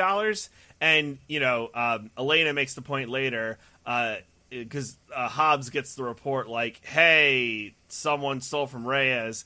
And Elena goes, it's definitely them. And he goes, why? It's because no one is stupid enough to go after Reyes. And it's like, well, I mean, it's $1 million that he's not guarding super well, so what are the consequences? Yeah, and you take your $1 million and run. It seems like his influence doesn't really extend that far out of Rio. So yeah, I could steal that 10 million and then just go somewhere else because I have $10 million. Yeah, it's actually really silly thinking about it. Do you think Vin Diesel and Paul Walker's guys, they had planned this in their head and they're like, okay, so this is going to be a real, just people are going to be driving and blowing up and half of us are going to die. So we're really going to be splitting $10 million 2 or 3 ways. That's pretty good for us, right? And then they got to the end of it and it was like, oh, wait, everybody gets just $1 million? Damn it, I guess we have to keep stealing then. I was kind of hoping all of you would die in explosions. And that's when they burn the money. Yeah, and it's like, oh, this isn't worth it. It's not even worth it, $1 million. Yeah. They were like, wow, I really thought this would be a lot harder. You're storing $10 million here. You're not going to provide any security, really? Well, there's the guy with a sawed-off shotgun. It seems like they could have just hired, some of Han's friends maybe, or some, associates, got a 10th person and robbed all 10 places at once. Yeah, it actually seems like that would have been super easy. I think they could have each done one apiece. Yeah, just get Lucas Black to come over here and boom. No, we don't know him yet. That's true.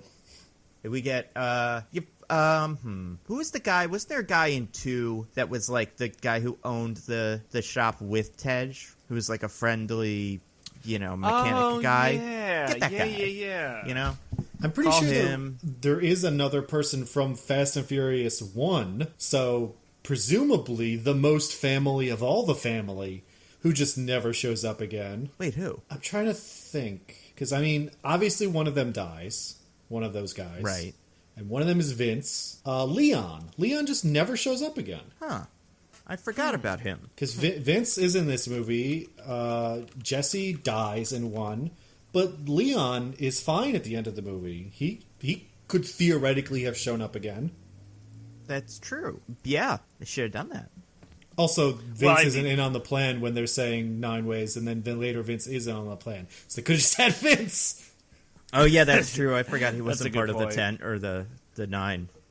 So, yeah. So they do this. It works way too well. And then but the plan is get all the money to one place. Now, where is all that money going to go?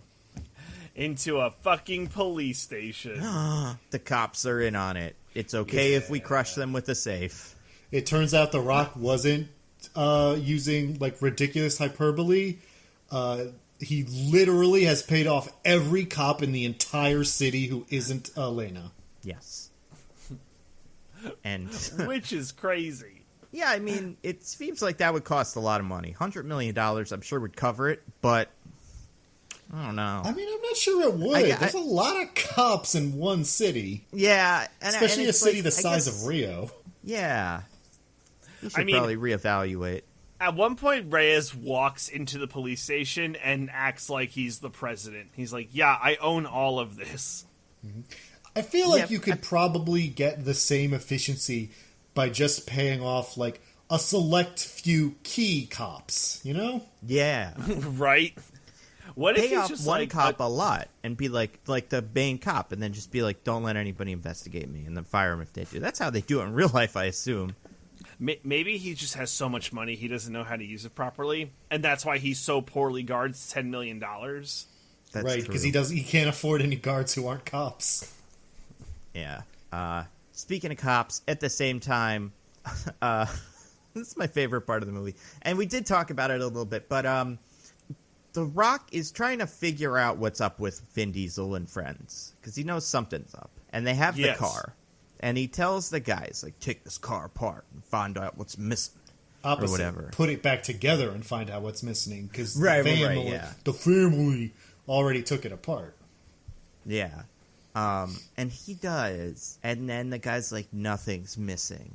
And then Rock's like, whoa, look at this computer in the car. And anybody turned it on? No? Okay. Well, look at that. It's got a big missing sign on it. It's got a you big guys thing didn't start saying, with I'm the missing my chip. computer? Yeah. Like, who's the guy screwing hubcaps back on? Like, wonder if it's one of the hubcap, no! This isn't fucking Lost. It's the computer. It's like the FBI going in and searching your whole house, and then someone's like, have you checked the computer? Oh, no, that's where all the crime is. And then I think that's the first time he runs into Dom. Or I guess, when's that big chase they have? Oh, that's actually, we didn't talk Before about that, right? Yeah. Yeah, because it's actually so inconsequential to the story. But basically, after the job, the three of them are yelling at Vince because it's like, "Did you betray us?" Blah blah blah. And Why didn't you simultaneously, tell us that these people had an ulterior motive that was actually pretty inconsequential to our job, and it seems like they would have paid us anyway if we had just done what they asked and wouldn't have betrayed us at all, but we betrayed them first for no reason. And he's like, well, I didn't think it was relevant. You just described the situation perfectly, that if you had just done the job, it would have been fine. And I'm telling you that now. If you let me just take this chip back to them, then they'll give you the money and it'll be fine, and no one will have to worry about anything. And they're like, fuck you, Vince, get out of here. It's actually incredibly accurate as to what happened. Yeah, more or less. I mean, it's a very like. I mean, listen, this movie's amazing, and I think the premise is great, but it doesn't make any sense. Oh no, it's like the story is nonsense, but that's when we get the first chase scene, because at the same time, Reyes' men and Hobbs' men like run up on the family before they're all separate. Mia, Brian, Dom. Mm-hmm. And that's also the scene where Mia reveals to Brian that she's Pargnon. Yeah, super Pargnon. Oh yeah, right. It matters so little that she is with child. Yeah, it's extremely irrelevant, but she's like, but Dom's like, we gotta split up. They're after us, and she's like, no, I don't want to lose my family. Also, I'm pregnant, and that convinces them to not split up. I mean, it's a good reason to not split up when you're pregnant. I mean, it's family, and nothing is more important. Yeah. He's like, future my family just got bigger. Yeah. He does say But you can clearly see a look on his face before he says that, where he's like, I don't like to think about Brian fucking my sister. Yeah, he's not super down. You should get used to it, because it's happening, baby. It's part of I mean, look at those eyes. You had to know. Yeah, exactly. So, yeah, they do a Jason Bourne chase through the whole town. Very cool. The Rock and Vin Diesel, they catch each other's scent. Like, it's like, oh, another super macho alpha male is on the case. And Vin Diesel has this weird first little, like, kind of love connection with Elsa Pataki. Mm-hmm. And it doesn't work. He drops his necklace, I think, here. Yes. Yeah. Is this the first time the necklace is, like, really important? Was it in 4? He's been wearing it, I feel like, and maybe he gave it to Letty, but I don't feel like they might have done something with it in 4, but I can't remember. You know what the problem is? And it's because these movies sometimes get jumbled together. We don't know of its actual importance until 7. Oh yeah, my God. well, that's the thing. That's when it contains like the microchip that Solo, saves the world, right? Yeah, that's exactly it. It's like Solo, where it's like, oh, the dice, the important dice, you remember them. And it's like, well, I guess they've been there, but when did characters start pointing at them and going, these are so important? And I just assumed Dom believed in Jesus or liked that chain because it looked cool, and that's why he wore it. But it symbolizes everything that's important to this character. So he does either way, seem to believe in Jesus, as he later speaks approvingly of his father's religious bigotry. Oh yeah, for sure. The family is super religious, like, and yeah, I guess I just meant like, other characters in other movies wear crosses, and you're like, that's a cross, I guess. There you go. But it isn't like the symbol you would most associate with that character. But for him, it is almost as if it's like he's wearing it on his forehead, and we're all supposed to have seen it this whole time. And then he takes it off in this one, and it's like, I guess he had that on. Yeah, cool. At least seems like the kind of tacky jewelry that he would wear. Seems like something he picked out of Gold Chains for Old Men magazine. Yeah, he paired it with today's wife beater to see if it would work well in his outfit.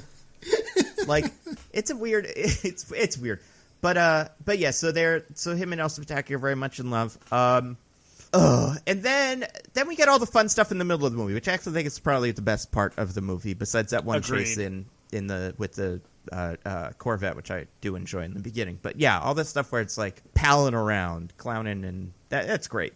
There's one scene I wanted to ask you guys about. So this movie tries so hard to be like, Reyes is such an imposing figure and he's a villain. So there's a point where he's just like talking with two guys, and I think they're like potential like places where he could expand his drug trade, and they're like, no, I don't want to work with you, your tactics are too barbaric, you're too mean or whatever. And he tells like this story about how like the Portuguese were better at invading Brazil because they were kind to that. Well, they brought gifts and therefore they owned them. It's like, I give the people something to lose. I give them clean food and water and schools and blah blah blah. I don't know, what'd you guys think of that scene? I think it's hilarious that neither of the other two guys in that scene ever say a single word. I mean, like, I guess it's true. Are you saying that? That character is like the worst history lesson in the world. Yeah, it's funny. I guess like it's weird with movies where there's a drug kingpin, anywhere outside of America, and even if America sometimes, but I mean anywhere like south of America, where they kind of frequently map to Pablo Escobar in some pretty specific way. And I feel like that's the vibe I got from him a lot. But, you know, I guess that's fine. But that's like a Pablo Escobar thing. He's like, everybody loves me, and that's the whole deal. Is that true, by the way, that, like, whole thing with the, how the Portuguese, like, I don't know. It's not specifically true in that the Spanish did this one thing and the Portuguese did the other thing, and that's why the Portuguese was successful. Because consider that the Spanish got literally everything else in South America. But it is generally true in that invasions were typically premised more on gift giving and like insinuating yourselves into society before they became heavy military. Because shifting large amounts of troops to another continent without any base of your own to support them is very difficult. But once you have established that base and you can do that, then you don't have to be nice anymore. Yeah. That's History 101, baby. So yeah, that scene is fine. This guy is probably the least consequential of all the fast villains, so... He does exactly one fault. thing in this movie that I like, and it's not even that it's cool, it's that I think it's funny. What's that? Is it? It's when they first move all his money into the vault in the police station. He's like doing his inspection tour with all the police being like, "Yes, we work for you because you pay us, every single one of us in this entire city." And he goes to like check on the money in the vault, and he starts to put in he's like about to put in the combination, and then he looks at the two guys with him like, "Come on, guys," and they have to turn around so they don't see him do it. And I just thought that was funny that they bothered putting that in. Yeah, that is cute. I mean, like, as a villain, Reyes is such a nothing. Like, he does nothing for this movie. It's like pretty bad. Who's more memorable, Reyes or Arturo Braga? Two people Braga by a mile. Two people I with agree. Portuguese names. Although actually Reyes might also be a word in Portuguese, but it's definitely a word in Spanish. And it would be really funny to me if their Brazilian character had a Spanish name and a Mexican character had a Portuguese name. Yeah, they should do that. Pretty good. One of these. Just everybody gets the wrong names. Just everybody gets a name that kind of matches where their character's supposed to be from, and then right before the movie starts, they all switch. Like, everybody throws their name tag in the air, and whoever catches whatever one, they're that guy now. The way it is spelled is actually the Spanish way it's spelled and not the Portuguese. Get out of here. It is... King is rei in Portuguese also, but it's R-E-I, not R-E-Y. Oh my god. I love these movies. Their fictional characters are so bad. For having, as Nando pointed out, surprisingly diverse casts for American tentpole franchises, do they not treat other characters of non-white races particularly well? Only the villains, Diggins. Only the villains.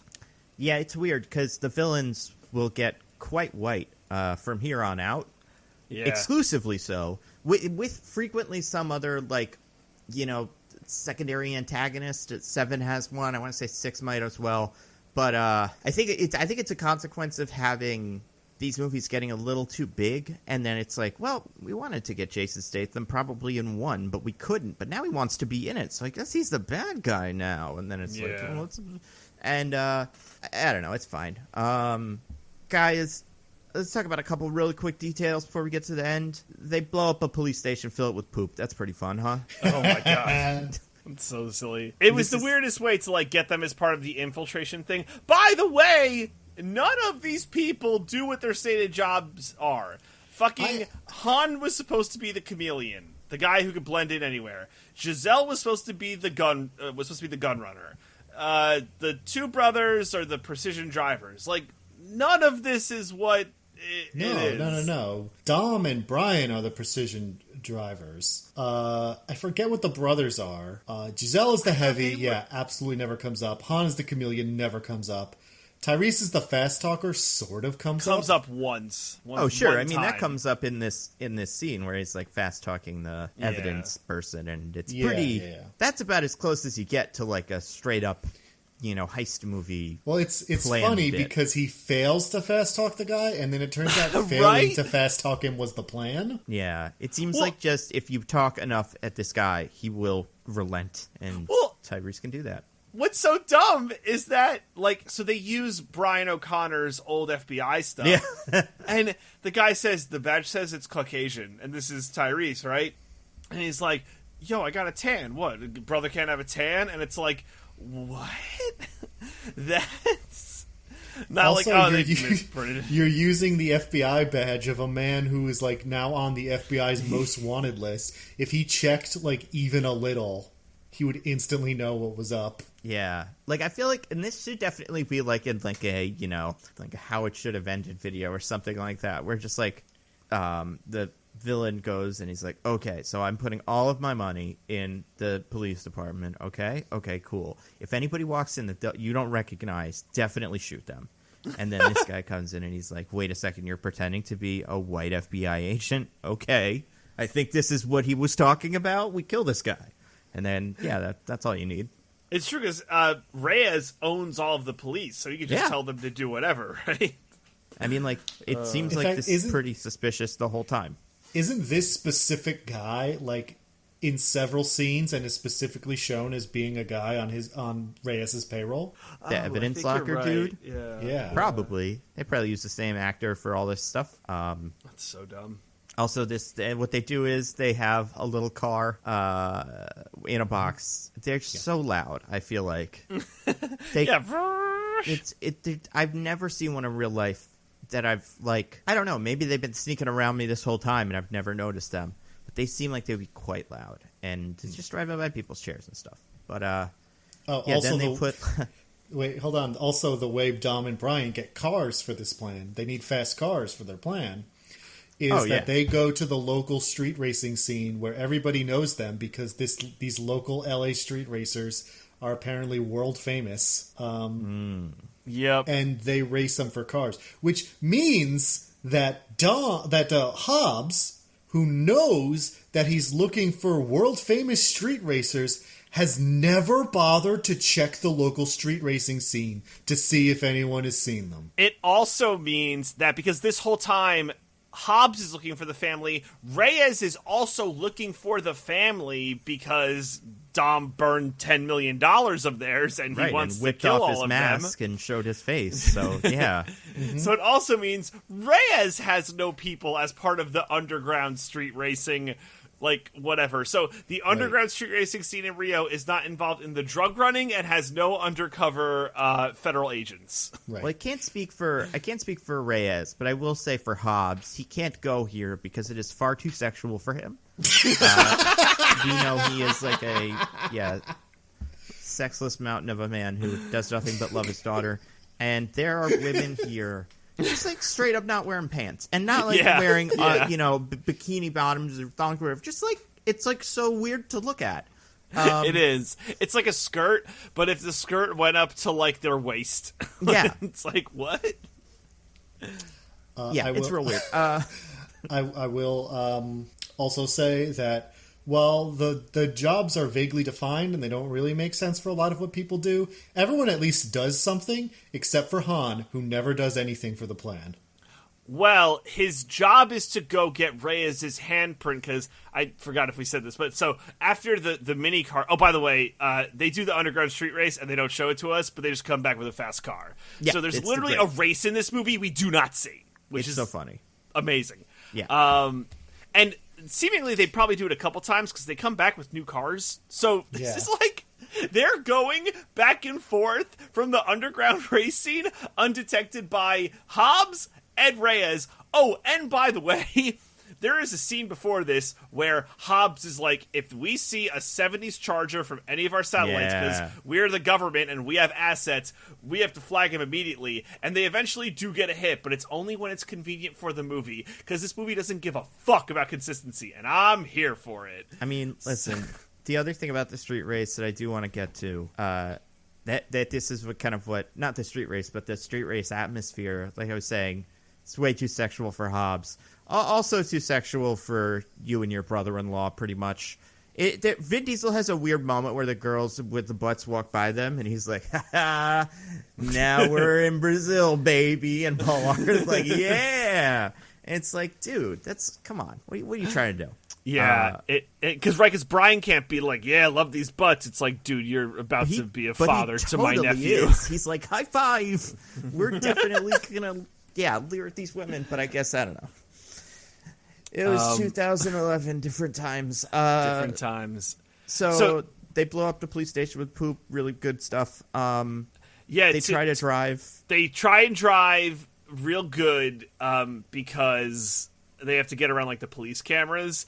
And it's actually crazy how much of a chunk of the movie it is them trying to figure out how to drive fast enough so that the cameras don't catch them, which I'm like, it's a camera. I don't know what you like. There's blind spots, maybe. That's a very common like trope of heist movies, is for cameras to have blind spots. Ocean's 8 has 20 minutes dedicated to a camera's blind spot with James Corden be like, "What's that? What's that? Do you see that?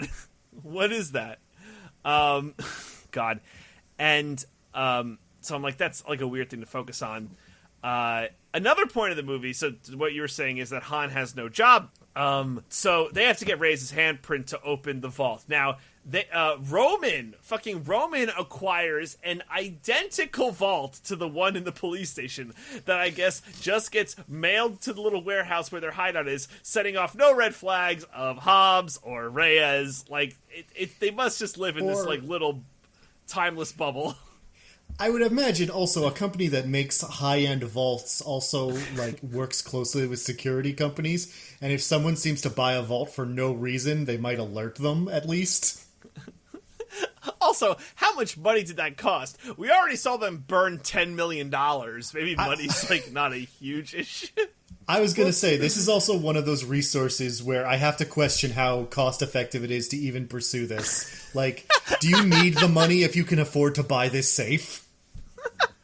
Yeah, it is a really expensive safe. They should flip this safe. Well, but also, wait, is this Roman's safe or is it Han's safe? No, it's Roman's, because Roman says, I had a life before knowing you guys. That's a Han line. I'm looking at the scene now. I'm pretty sure Han says that. So Han gets the safe? I don't know. Someone says, "Where did you get a safe like this?" And I think Han says, "We had lives before we met you guys." Oh, I thought it was Roman. But okay, so maybe that's Roman Han's is standing next to him, so my it bad. could be ventriloquism. Hold on. So Diggins, I'm there you watching go. the That's scene right now. That's Han's contribution to the movie. Diggins. He gets the safe. Yeah. By the way, wow, so noble, so helpful. Yeah. It's insane how close this is to Ocean's 11 in the fact that Ocean's 11 involves, or is that, 11 involves a fake vault. Yeah. Like, That's both true. of these movies involve fake vaults, which is like bananas. It really is like they mashed that part of Ocean's 11 and the driving parts of Italian Job into one movie, and it's this one. Because it's the same shit in Ocean's 11, right, where it's like we have to get a vault and maybe kind of fake it, and then also it's part of it and whatever. And then, and there's a whole bit where it's like we have to have a guy sneak in and bug this, dressed like a, maintenance worker or whatever. And then all this shit from Italian Jobs, like we have to steal from the drug lord, and we have to make a racetrack in our warehouse and see who can drive the racetrack fastest. Like, and that doesn't even really matter. They're just doing that because they saw it in Italian Job. And they're like, well, yeah, that's what you do. Fill time in the middle of your movie. That's a nice 2 hours and 10 minutes, probably like 2 hours with credits. So I guess they needed to drive cars. Otherwise, what's the point? Well, Nando, I was going to say, one scene that is not in either the Italian Job or Ocean's 11 that I would love to talk about is the handprint acquiring scene. Yeah, that's a shame that that's not in Ocean's 11. I feel like there's some prime, George Clooney butt pat opportunity. You could have really, I was going to say Elliot Gould should have been getting his ass manhandled. There you go. Yeah, I feel like this scene is like Han's wild.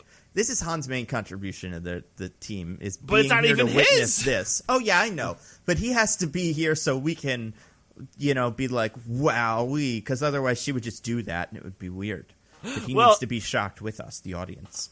So here's the weird thing, right? So they go to a beach, like a pavilion where Reyes is. So Dom, this is like the cute part of this movie. Is like whenever there's a job to be done, Dom goes, Brian, you're up. Tej, you're up. Han, you're up. So Tej goes, we need to get Reyes' handprint, or palm scan or whatever.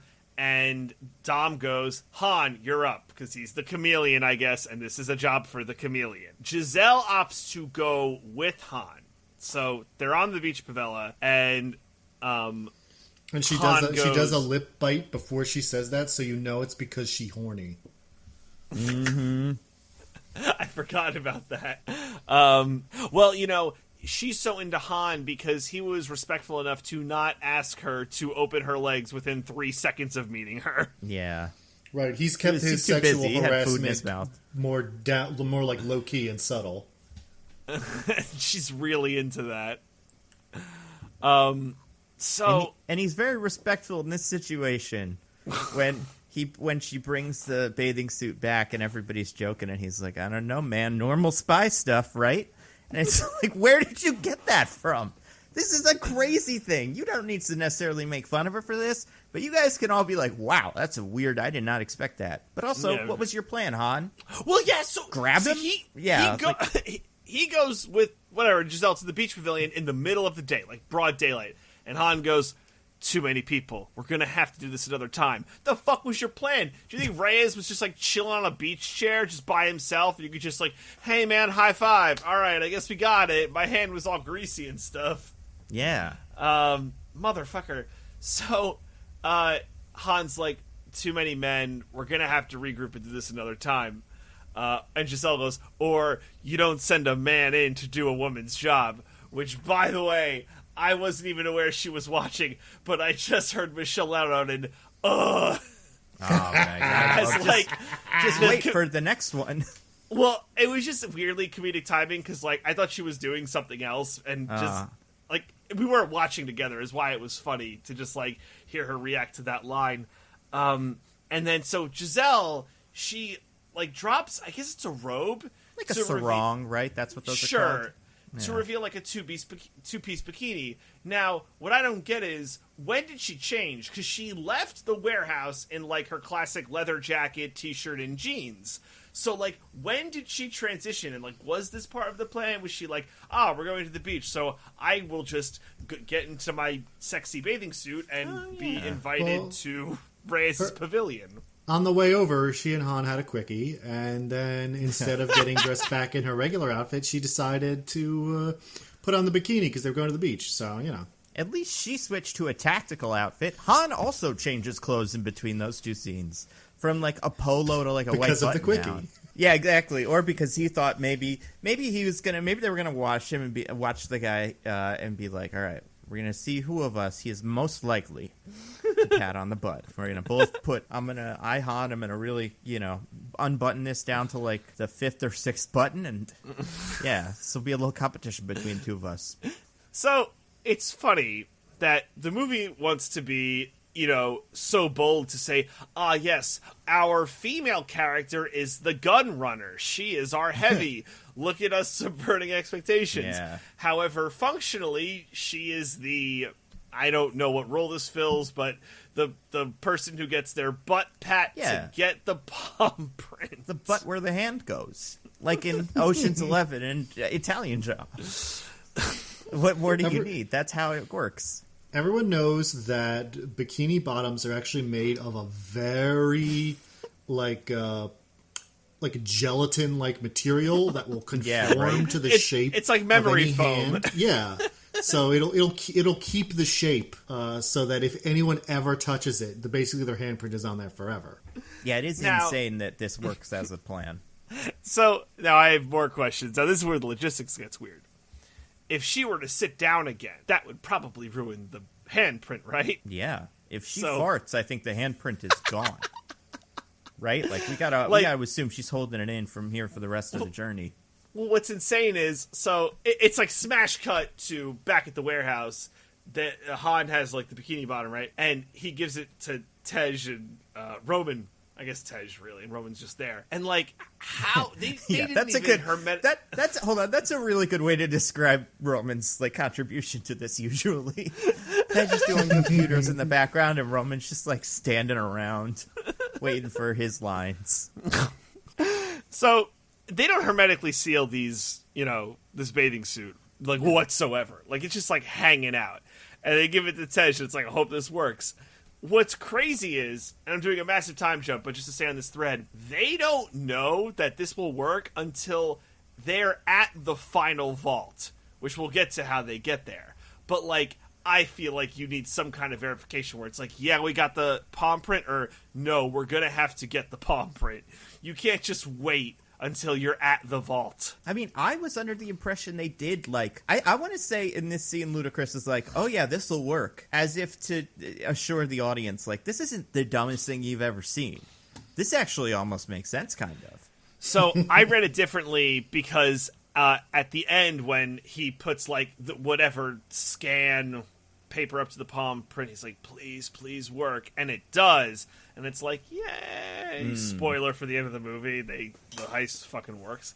But yeah. Yeah, I guess I see what you mean.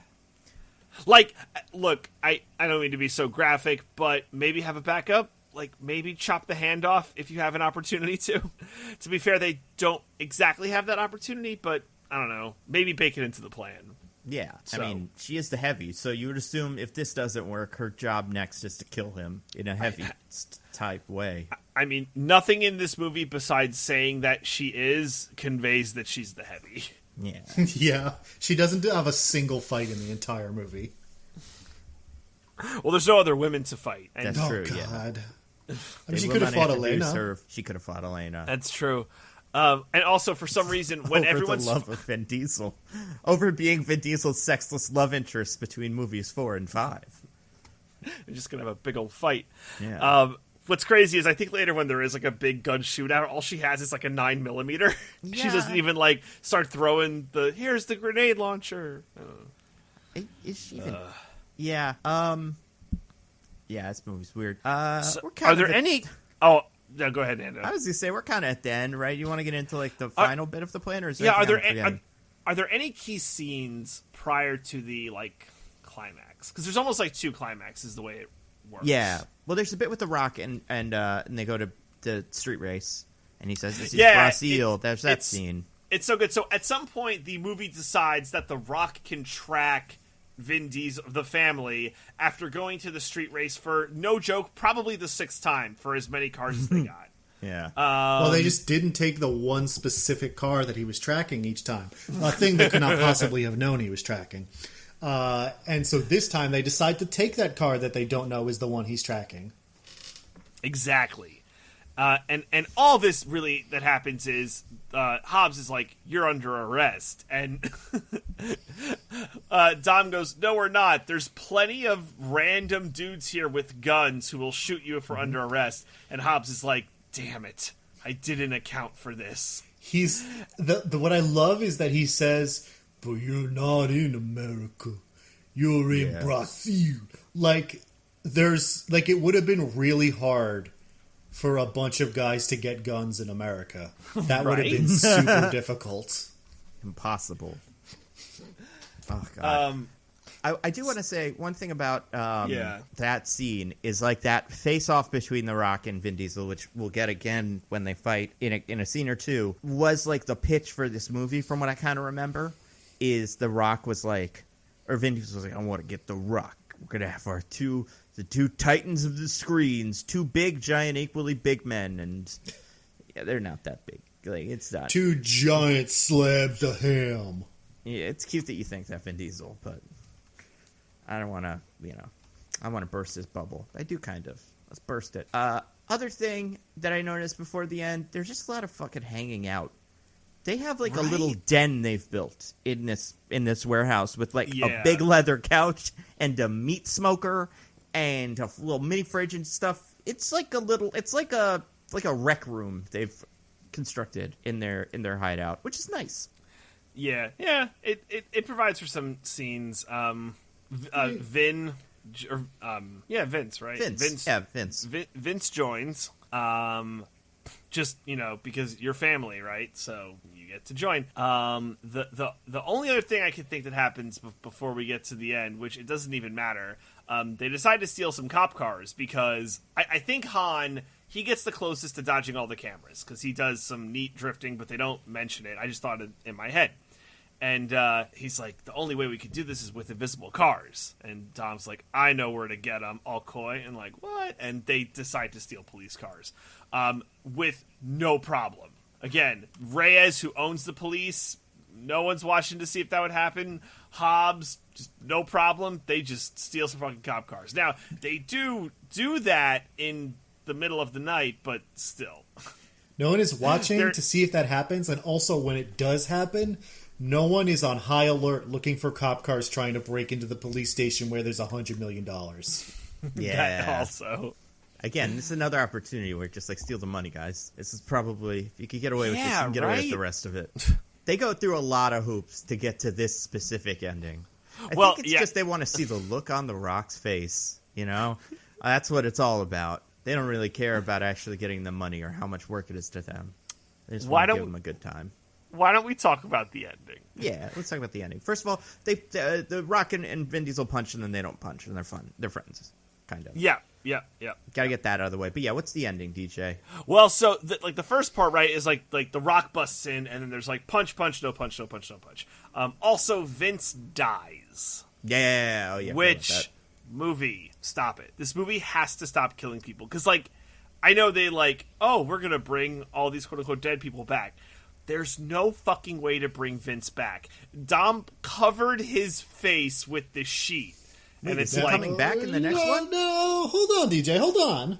Okay. I will say, so The Rock arrests Vin Diesel and Mia and Vince, and I think that's it. I don't think anyone else gets arrested. Yep.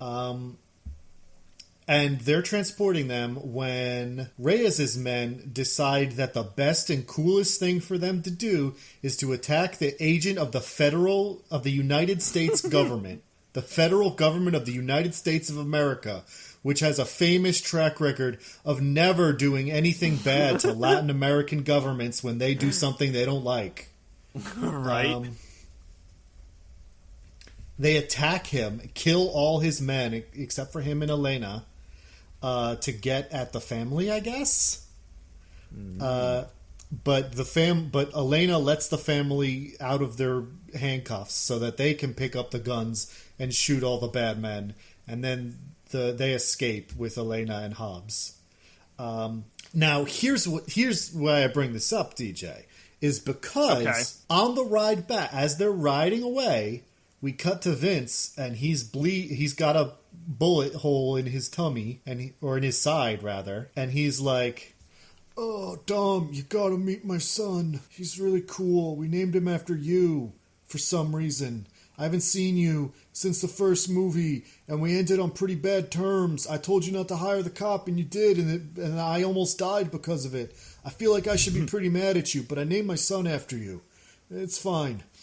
It's very nice. And then we cut to the shroud, and we don't see his body. We just see a shroud being placed over something, and so we never see the moment of him dying. It is entirely possible for a later movie to be like, actually, we just brought him to a hospital, and he was fine. Right, and we faked his death to get him out of trouble. A classic move. Who did Vin Diesel cover with the shroud? I don't know, like a piece of the car they blew up because he was so sad that a car died. Some rando. Someone from off the street. A police officer. They don't matter in this movie. One of Hobbs's crew who die in this. Every single one of them dies in that scene. Yeah. Which is a shame because I actually like the crew. I think Hobbs with guys, they're kind of fun. And I think Hobbs with a crew, like people he could bounce off of in that playful way, maybe even that like Tommy Lee Jones-esque way that you guys were kind of alluding to, is much better than his play with the family. Because the problem with the family is that no one can ever be above Vin Diesel as like the head of the table. So The Rock is just there.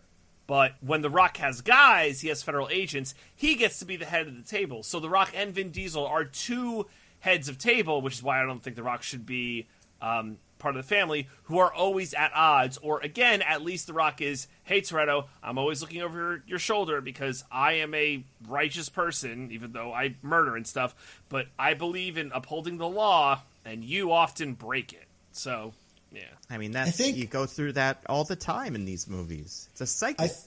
I think the Fast and Furious franchise makes a classic mistake, which is that if they think a character is fun, then the character has to be likable, and that means they have to be a hero, so they have to be part of the family. But Agreed. I say this is a classic mistake because it is totally fine to have fun, likable villains or antagonists or anti-heroes who are not with the main heroes but exist as this other force somewhere else. And you can have fun with them. They can be likable even or charming, but they don't have to be like the good guys. It's fine. Yeah, totally with you. Totally with you. So, Vince dies, or maybe he doesn't. Diggins thinks he could be alive on the moon they'll never somewhere. bring him back because no one cares about Vince. But I'm saying they That's could. what you think about a lot of these guys, and then they do. Like, that never stopped them from bringing Arturo that's true. Braga back in a future one. Like, I think they do it sometimes to flex. Like, just like, hey, look at this. You remember him, kind of, right? Here he is again. That's true. If you had asked me if they would bring back any single character in this movie before this movie came out, I would say, why? No one cares about them. Yeah. The brothers have, I would say, maybe the most inconsistent Fast and Furious. Like, what happened to them? Oh, they're back. I guess not. Well, I guess they're gone. Oh, here they are again. Who are these guys? I don't know any other names. Like, there's a lot of that going on in this franchise. So yeah, I wouldn't be shocked. And I think I do think you get to that part in, like, you know, Fast and Furious 25 where you'd see this guy again, and a couple of people in the theater would go, oh! And then everybody else would go, I guess that's one of them from before. And then you'd go home and Google it. And I think that's like how most people would consume these movies. Which is fine for me. It's a little extra, a little fun stuff for for everybody at home, but nothing groundbreaking. I will say, I think Vince he brings nothing to the table. Like, his character, there's no reason to have him at all. So I'm fine with them just, you know. It would have been kind of out. interesting to bring back old member of the crew who doesn't like Dom or has beef with Dom, and try to play that tension with Dom being like the big head of the crew guy. But they don't do that at all. Vince just likes Dom now, and is just, because they don't tell him, he doesn't tell them the thing he doesn't know, and then tries to fix it in the reasonable way. They're all mad at him. Right. Well, the interesting thing with Dom is anyone who has ever met or interacted with Dom will eventually like him for one reason or another. He is very likable. Do you think that not being allowed to lose a fight, that's in Vin Diesel's contract? Oh, that's like a thing. Yeah, just like if it says they have to like me by 3 movies from now or die. Yeah. Maybe, yeah. Maybe like Arturo Braga in, like, there's like a scene in 7 or 8 that we never see, but just like his character's technically still alive and he's not involved in the plot anymore, so he just has to be like in his cell, just like, you know what, that Vin Diesel guy, not so bad. I was wrong about him. Were he to come up and I would shake his hand and say, here's a nice tasty Corona. We do get a little taste of that in true. this movie, where in the Brazil scene, they specifically show a shot of that one street racer guy who they've taken like 6 cars from at this point, and he's like, yeah I'm on Dom's side. He's my ride or die. That's a good point. Yeah. Anyway, so what's the big final thing to end the movie? So this whole time they're trying to figure out this plan for, all right, how do we get the safe out, right? Or like, how do we break into the safe, really? And we scrapped the whole plan. Forget the cameras, forget the police cars, forget everything. What we land on is we are going to get 2 cars with tow cables, and we are going to literally break the safe out of the police station. Yep. Because that's where we were at with this movies. Now, That's what happens in an Italian Job. Exactly Exactly the same with a boat, but Sure, otherwise yes, the same exact thing. One of the issues here, though, is that because like they're on land and they have cars, that is and a they mistake. say a bunch that it's a 10-ton safe. Yeah. What do cars max out at? Like 2 tons, roughly? How the fuck is 4 tons of weight gonna carry a 10-ton safe? I don't care how much NOS you have. They got Brian's super dense car from the beginning that flipped a bus without any apparent damage to itself. Oh, okay. They just used that one, yeah. So the average makes car sense. weighs about 2,871 pounds. Oh, so that's a ton. A ton, It's not even yeah. 2 tons. Wow. So yeah, that's so. And I mean, I'm sure they loaded it up with as much nonsense as you could put in a car to make it go faster and potentially heavier. All But- the NOS, right? Yeah, All the like- NOS. Actually, I don't know what a NOS big part is. of making cars go fast is being very, very economical about weight. So Yeah. it probably isn't that heavy, much heavier than a regular car, if at all. That's true. But yeah, they take this safe, this humongous safe. And what do they do with it, guys? They make every physics teacher who's ever seen this movie sob uncontrollably. Yeah, they use They it to drive- kill everyone in Brazil. Yes! They drive through Rio, murdering every innocent bystander they see. Yeah, it's so funny. Looking at this movie from The Rock's perspective, you see most of this stuff kind of being set up, and it's like, oh, maybe they're stealing things, but they're stealing it from the drug guy, and they're lighting a fire under his ass, and that's just what I need. I'm The Rock. And then he's like, oh, wait a second, they're on a rampage. Uh-oh, I backed the wrong horse here, guys. They are this humongous safe slamming into police cars, just go full speed. It's hard to even explain what this would be like. Yeah, honestly. It's so heavy, and it's just, yeah, they're just using it as a weapon because they have like 2 cars, right? And then each one is like tied to it, and they're using it as they're working together as a group. Which, TJ, remind me, or Dig, it's either one. This doesn't include all the members of the crew. That is true. Several That members is of the true. crew do not seem to be involved in this thing. What's up with that? It's a good point. Hold on. So wait, who's participating in this? Brian and Dom are the drivers. Mia is Yep. like their guide on the radio. We eventually learn that Giselle, Han, and Roman are all involved too. Is anyone else? Is it just them? The brothers are driving something. Are they also the driving a garbage police truck? car? They're in the no, garbage Giselle truck, is yeah. driving the garbage truck. Oh. Maybe they're driving something else. I don't know. Let's see. I'm going through it. No, they're on the garbage truck. Oh, They're okay. So riding they're it. just She is also- driving it. I mean, come on. Giselle, I get it. You're Giselle. You're going to look like Wonder Woman no matter what. But put on a baseball cap or something.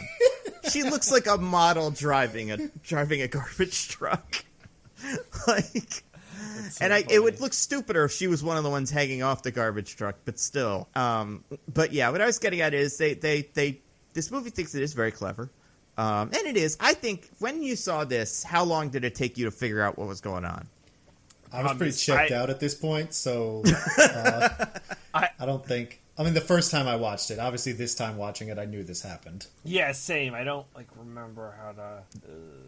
Yeah. Yeah, I mean, I don't think I knew about it. I don't think I knew what was going on until until think The Rock figured it out. Just because I don't think we could have known. I think Like, it it's not like surprised Ocean's me, 11. not because it was especially clever, but because the movie had conditioned me not to expect it to do anything remotely clever. I see that. But yeah. It's a pretty good movie. 'Cause then it pretty much ends.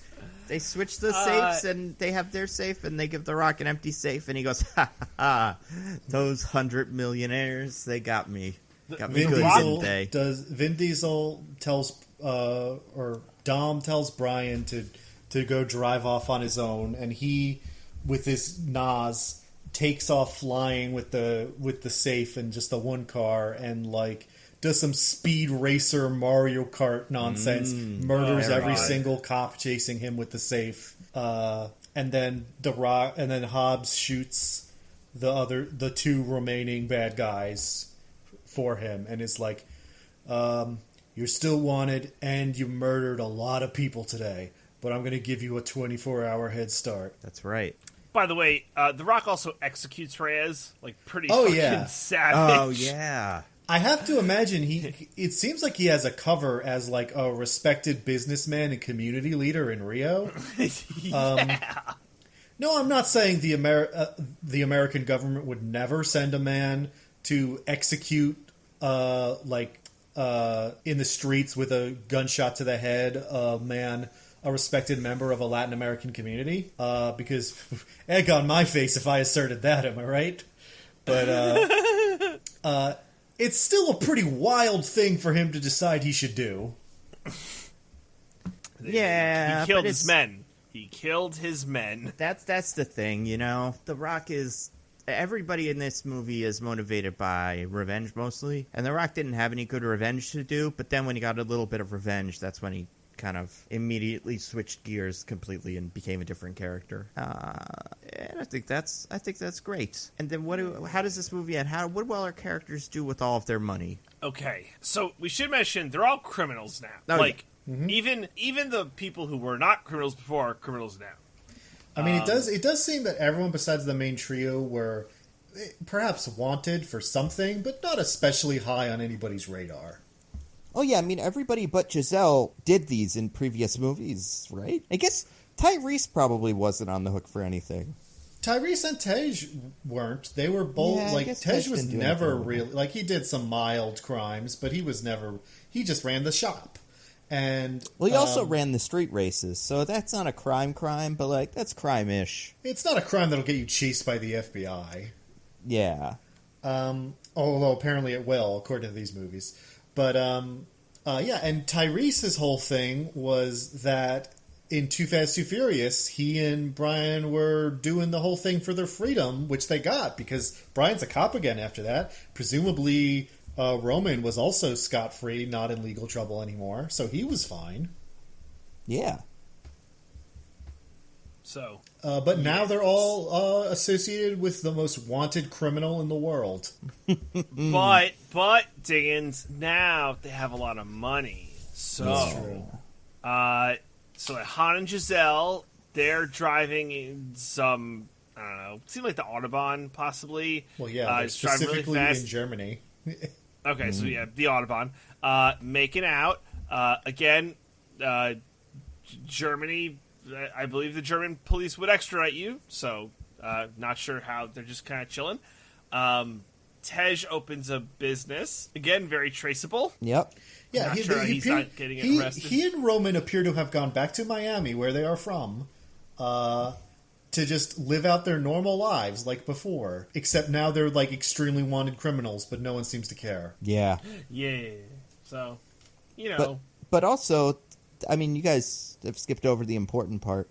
They all use their money to buy cars and either buy or attract hot ladies. And if one guy gets one, the other one gets two. Because he's a better guy than the other guy. Can you please correct yourself? What do they get with their money besides cars? I don't remember. What do they get with their money? Can you please phrase it correctly? I don't remember. DJ, I think you know what I'm getting at here. Oh, I don't. Oh, vaginal, whatever it is. Oh. I forget what that phrase is already. Is it, I think? Vaginal access. No, there you go. Yeah. Was it vaginal access? Well, what was it? Vaginal activity. Vaginal activity. Vaginal activity, yeah. That'd be so funny if someone tried to make a paranormal activity porn parody and then they got sued by Tyrese. No, I gotta be in it or I gotta cut off the back end because, yeah, I don't think you've seen Fast Five. But yeah, Tej rolls up, or Roman rolls up to Tej's body shop, very nice car, and then some, attractive woman, and then Roman in a car rolls up next to him that is Tej's with two women. Yay! And then, Han and Giselle are just making out while driving. Just Very full dangerous. on. She is sitting on his lap in a multiple person car, but she is. They're trying to get killed. And I think, is this the movie where he says, she says, do you want to go to Tokyo? And he's like, yes. maybe later. Yeah. Okay, yeah. Yeah. I mean, he says that in every movie. When he leaves in 4, Vin Diesel's like, where are you going to go? And he's like, I don't know, maybe Tokyo. And then this one's like, maybe I'll go to Tokyo later. They do it in all of them. Maybe I will. I don't think you're going to go, though. If memory serves from movie 3, we're not going to talk about you at all. Tokyo's a maybe proposition, Yeah. Hopefully your visa clears. Where would you rank this among the Fast and Furious movies for you? Oh, wait, sorry, I missed the post-credit scene. There's a post-credit scene in this one for some reason. Yeah. It features a character have not seen for many movies and will never see again, as far as we know. I already forgot her name. Eva Mendes is one. Letty? Wait, no. No. Well, maybe. No, it's Michelle Rodriguez. What? What if she's a shapeshifter and she's like, I'm Oh, my Letty, goodness. and there's a Letty out here somewhere. Go find her. Whatever her name is, she's back, baby. Monica Fuentes. She's back for a cameo where they don't say her name and she never shows up again. I don't know why they did this. I mean, I guess she could have done it. They probably didn't think they would be able to get her, but she was just like, yeah, whatever. And it's cute. I would like to see her show up again. I think the problem with some of the women in these movies is that they show up in the movies as love interests for some of the men, but then for whatever reason, they get kind of pushed out by a different... Like in this case, Jordana Brewster kind of took the spot that she would have taken as like the girlfriend of Paul Walker, and it instead of just incorporating them into the group naturally, it just goes, well, I guess she'll go on the ice float out to sea. Her time is done in the Fast and Furious universe. Yeah. Right. If you're not here to be a love interest, you have no point. Be gone, thought. Yeah, it's much worse with Elsa Pataki, but with her, it's almost like... Part of me is just like, maybe she didn't want to do him anymore, but the other part was like, well, how could we possibly...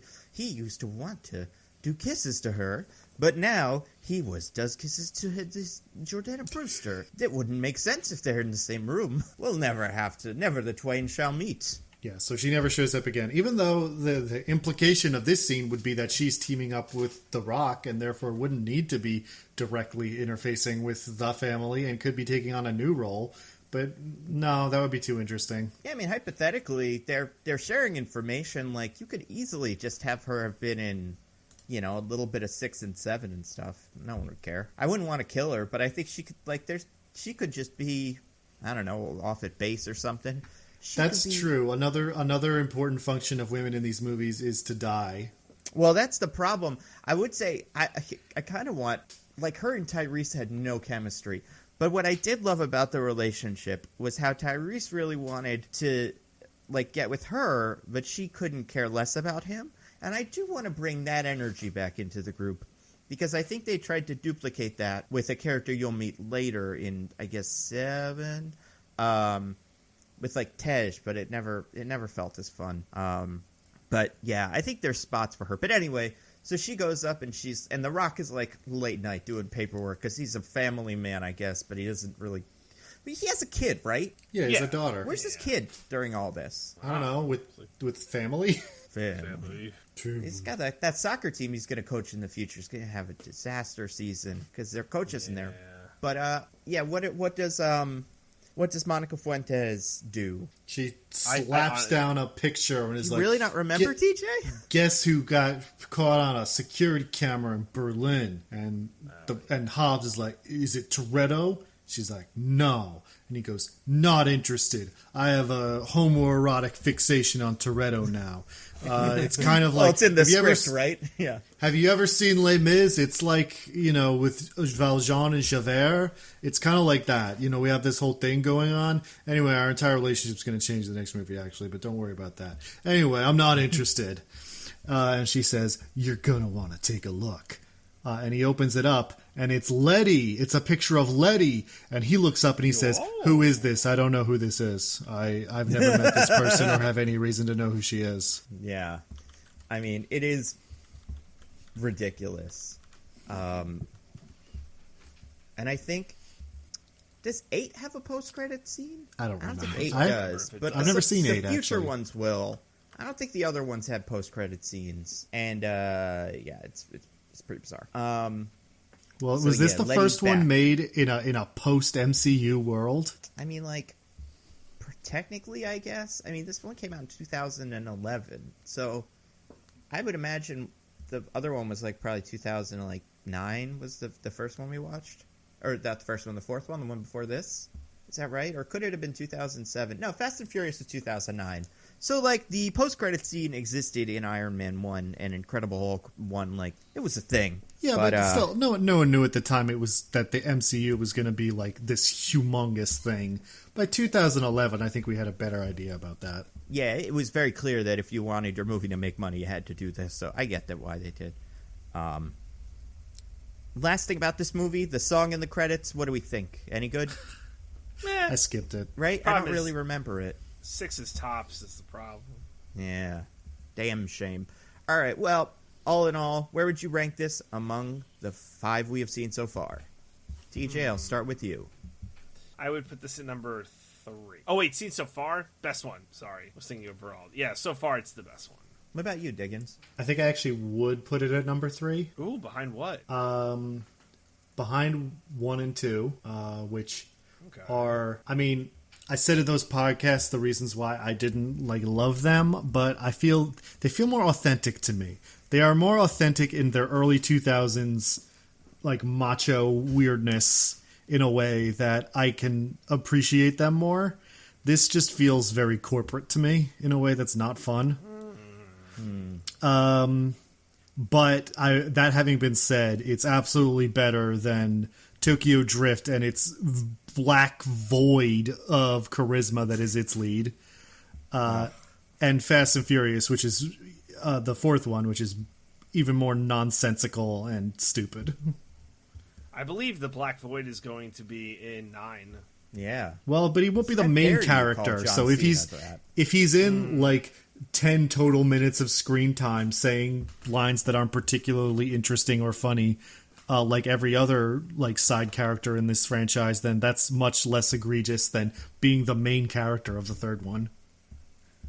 That's fair. I can't believe that movie is going to be 3 hours long. I'm telling you, they haven't cut out the dark side scenes yet. It will be shorter. Yeah, I kind of agree with Diggins, honestly, but it's hard. With Fast and Furious movies, I enjoy pretty much all of them. 4 is fine, but all the rest I enjoy about equally.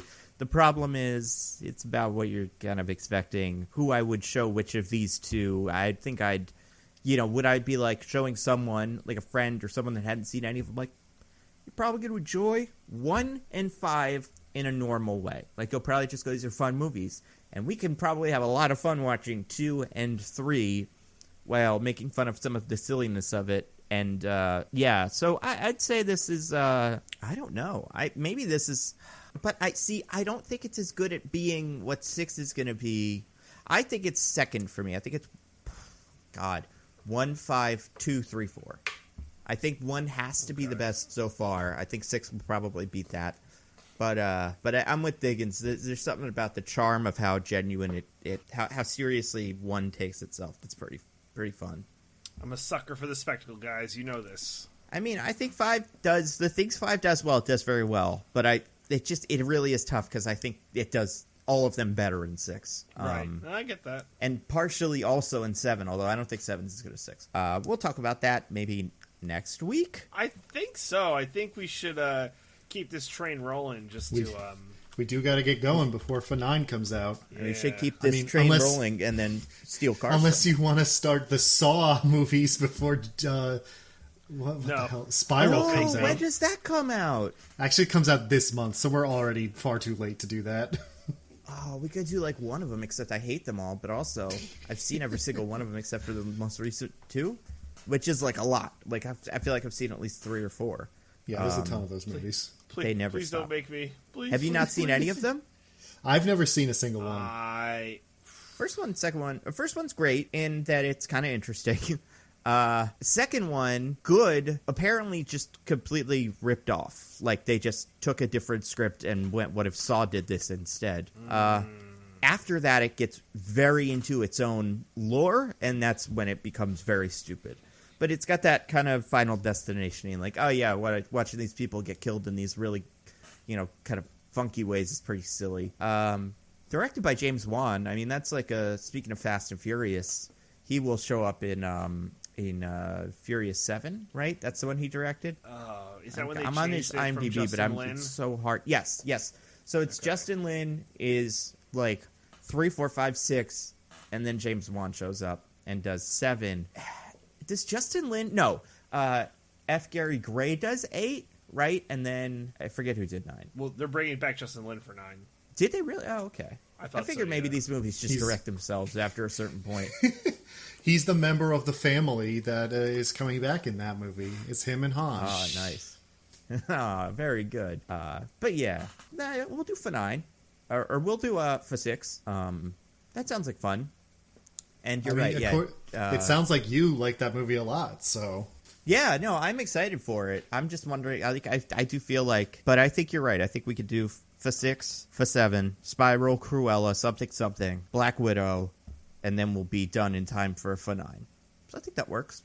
You forgot Fate in there, or Fate and then for 9. Is that the plan? yeah, he's saying after we do for 7, then okay. we do some new releases for a while until right before for 9. Fate. And But yeah, I think we'll have a week or two of like blank space. Cool. Yeah. Cool. And we'll write your name.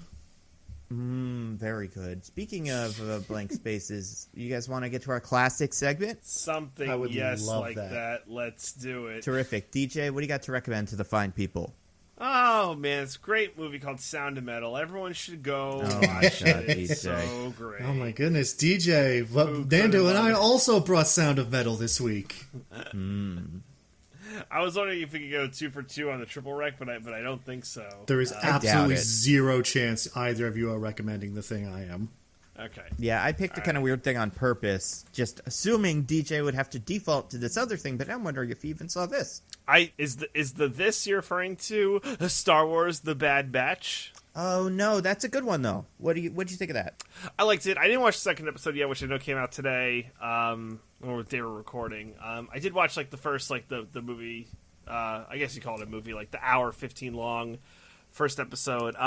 It's funny, because I really did like Clone Wars. I didn't watch Rebels that much, but I watched the last seasons of Clone Wars that they put on Disney Plus, and I just think that the fact that we're going deeper in on the gap between like episode 3 and episode 4 to do our storytelling is just so interesting. I like this because it's like, what if these clone? I know the Bad Batch was in like a part of Clone Wars and Rebels, but like, what if the clone troopers were different and had their own personalities? And I think it's going to work for the most part. I'm all here for like more Star Wars stuff, and just like the original Disney Plus content's good. So like, if you're a fan of Star Wars, definitely watch it. It's all there for you. If you've seen Clone Wars or Rebels, it's all there for you. Like some of the beats and stuff are exactly from Clone Wars, and like, it's not a bad thing. Like, I'm all about tried and true formulas. Who's your favorite member of the Batch, DJ? The Batch. Ugh. Who's your favorite bachelor? This is like The Bachelor. If you had to marry one of them, yeah, which rose would you give? See, I personally like Tech, but I always the thing with the Bad Batch. Oh, I knew you were going to give me that response. I mean, it's fine. I have heard people do like him. I was just kind of hoping there was another one that was more interesting than him for some reason. Oh, well, I was going to say, I think there are more interesting ones than Tech. Okay. I just have an affinity towards him. So the Bad Batch is just a D&D crew. So Wrecker is the barbarian, Hunter is the rogue, Tech is the wizard, Crosshair is the ranger, and then Echo is like the fighter. He's so generic. I haven't figured out his traits yet, so I'm just going to say he's the fighter. But I always love the wizard type character, and that's exactly who Tech is. I mean, it feels very much like a movie or a game like Battlefront, where there's just 5 different loadouts depending on which gun you want to start with. It's true. It's super true. Yeah, his is like the weird one, but he also has a turret or something, so that's kind of fun. Well, it's fun too because it's like a more tactical approach than what you see for like, oh, what if the clones put this? So I think it actually works because all of these new Star Wars things are just like Star Wars from a different perspective, and it's like, is this the one we get this month? Okay, like, I'm not going to complain about it. So yeah, I'm sorry I don't sound super enthusiastic about it. It's like I want to give it more time to breathe and become what its thing is. I don't want to spoil it, but they put a character in there. I'll tell you guys after we record, but they put a character in there that, Nando, will make you go, ugh. Oh man, will it make me go ugh more than the ending of Solo did? Can I take a guess? Yeah, take a guess. The guy who, what the heck is his name? The one with all the arms who has the deli that everyone loves on the internet. Him? Dexter Jetster? Dexter Jester? No, not I got a batch for you guys. A batch of cake. I'm making a cake. It's the 6th bachelor. No, but I want him to be in there. He has 4 arms, which is almost enough to feed all the batch.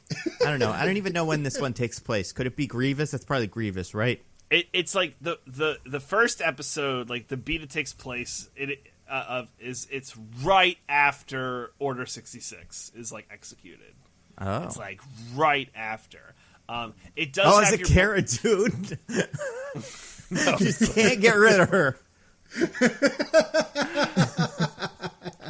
No, obviously it's Darth Maul. They're putting him in everything now. Darth Maul will I got appear the in bottom every Star half. Wars He property. will be in this. I assure you, he will be in this. It's probably what's her name, right? It's like Ming-Na Wen. I know she's in there somewhere. No, it's not her. Oh. Tarkin is in it though, and I know you love. Some I do like Tarkin, although I think we're stretching him a little bit thinner with all the books and shows and stuff than I'd like. But I think at least right now he's stretched about as he's not even close to as thin as all the other characters I like. So it's fine. It actually makes sense for his character what he's doing here, and you see like the Empire as it's like burgeoning and existing, and it's actually pretty interesting. How the clones go from being like "we're with you, Jedi" to "die, fuckers." So yeah. Oh wow! Again, I'm sorry, they really went all out on language. Yeah, right. They say bad Disney language Plus is words. like, I love it. It's like Invincible, but Star Wars. I got a bad fucking feeling about this. They just like throw that in there. DJ's trying to take my title of best Australian accent on the pod. We'll leave it to the listeners to decide. Do you remember in Fast Five the one fuck they put in?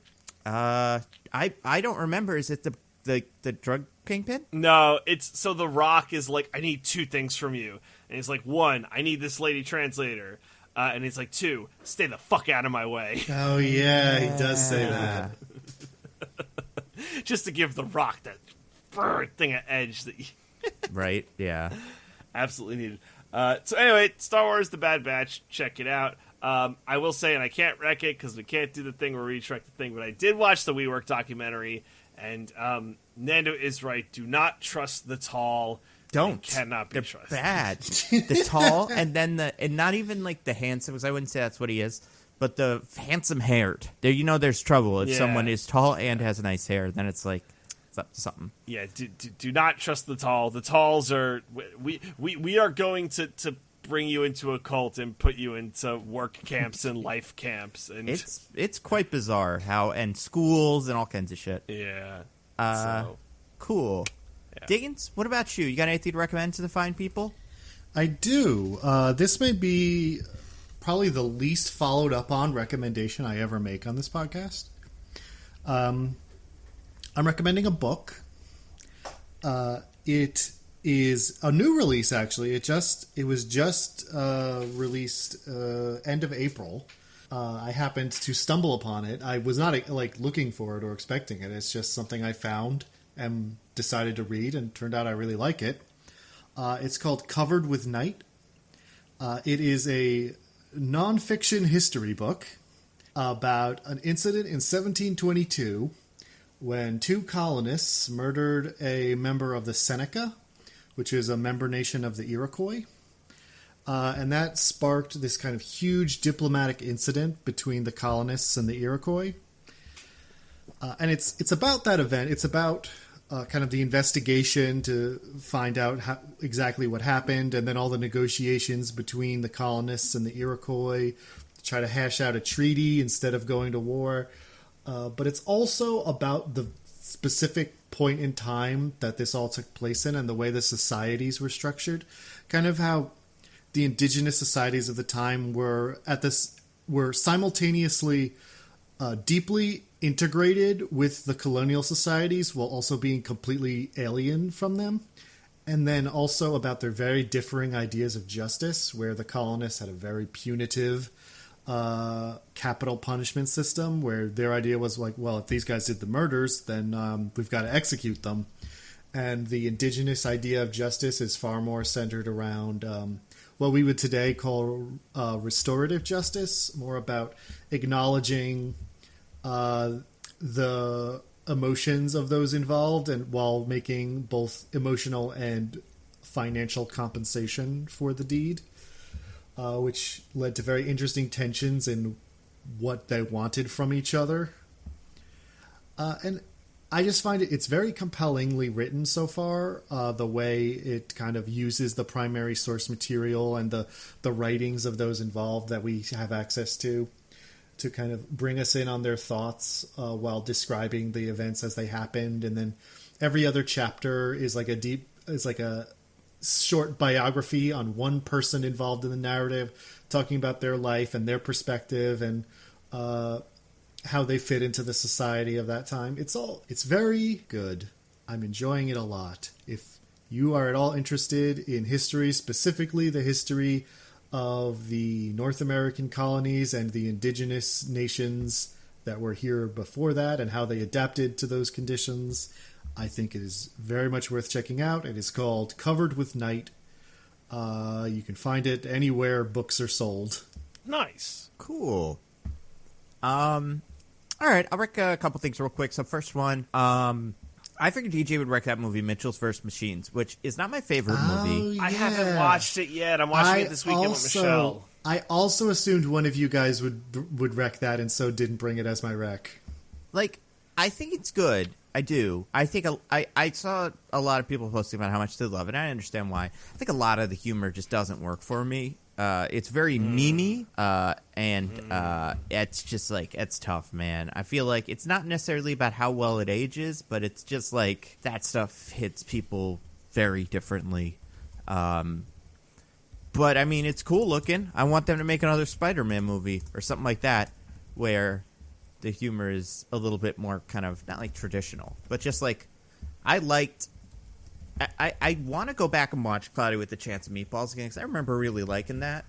But yeah, it's fine. It's a good movie to watch on Netflix because it's free and on Netflix. So is Jupiter Ascending, or not Jupiter Ascending. What the heck is it called? Jupiter's Legacy. Sequel to Jupiter Ascending, maybe? Probably. Man, I wish it was a TV show of Jupiter Ascending. I'm sure it could be a lot of things. I've watched 3 episodes. I'm still not sure what it's about, what the pitch for it is, besides just like, what if superheroes were sad about it sometimes? I'm glad they finally made that show. Yeah, wow, damn, I never thought about that. Yeah, I mean, you think about it, and you're like, that's a cool premise, but it's kind of been done before. But has Josh Duhamel been able to take a shot at it? Well, let's see what his take on it is. No, it's fine. I was going to say one of the things that so first of all, me and Hannah, super into Enter the Gungeon. Now we're addicted. Nice. Yeah, it's really fun. So there's that. 2 other things. So comics. So comics I'm reading. For the book club, we read Teen Titans: The Judas Contract, which I'd never read before, which is the one where Terra is bad. Did we talk about this on the pod or just like in person? Or have we talked about this in person? I don't remember if on the pod or I remember you bringing this up before, but yeah. You guys have seen the cartoon, right? You know what Terra's deal is. It's kind of like... I'm familiar with it. Yeah, she's like... I'm going to say yes for the purposes of moving on. It's okay. She's a kid with Earth powers. She can't really control them. She's secretly kind of double-crossing the Titans. But she's very sympathetic in the cartoon. In the book, she is evil, pure evil. And characters are like, let's redeem her. And she's like, no, I'm evil. And at the end, she dies. It's fun. It's so funny how much you keep waiting for it to be like, when is it gonna turn? And it just never does.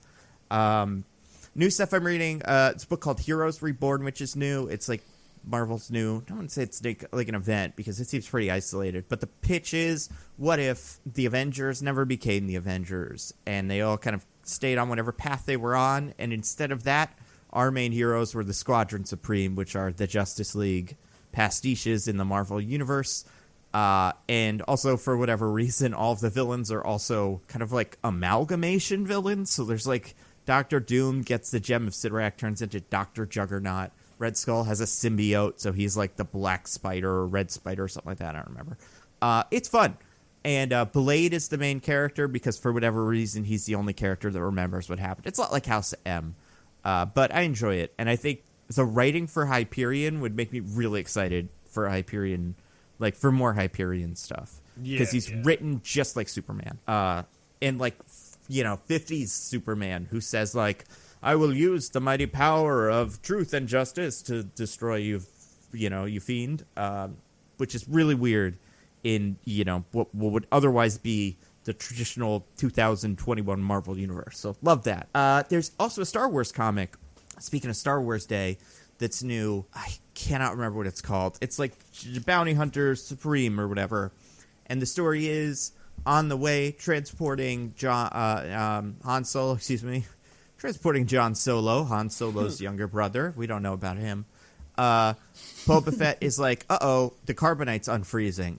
I need to, like, get this to not happen. So he has to, like, fix that, and he does, like, a pit stop on a planet, and then the other bounty hunters are like, oh, this is something that we can use to, like, we could steal this guy or kill him maybe or something. I don't want to, like, give it away completely, but it's a Boba Fett comic. It's pretty fun. Art is great, and I wish I remembered what it was called. It's called... Nope. Whatever. It's good. I'm trying to read more Star Wars comics. There's a lot of good ones that are older, which is obviously, like, I want to go back through some of them, but also I want to pick one or two that are currently running and just, like, stay current with them, and this might be my one for now. So yeah, let you guys know what I think as things progress. And X-Men is about to do a fun event, but it hasn't started yet. That's next week, so we will see. Anybody got anything to plug? Here, just to listen to Roses and Rejections on the Pop Break podcast feed. Next week we'll be covering the end of The Circle, season 2 wrapped up, and probably something else. I'm honestly not sure what we're covering yet. When does Too Hot to Handle start? Early June. Oh, okay. So we'll have to cover that at the same time as The Bachelorette, which also starts in early June. It'll be super interesting. So, yeah. Also, apparently Netflix has a couple more seasons of Love is Blind that they're supposed to have come out, but there's, like, been no announcement on when they'll be released, so...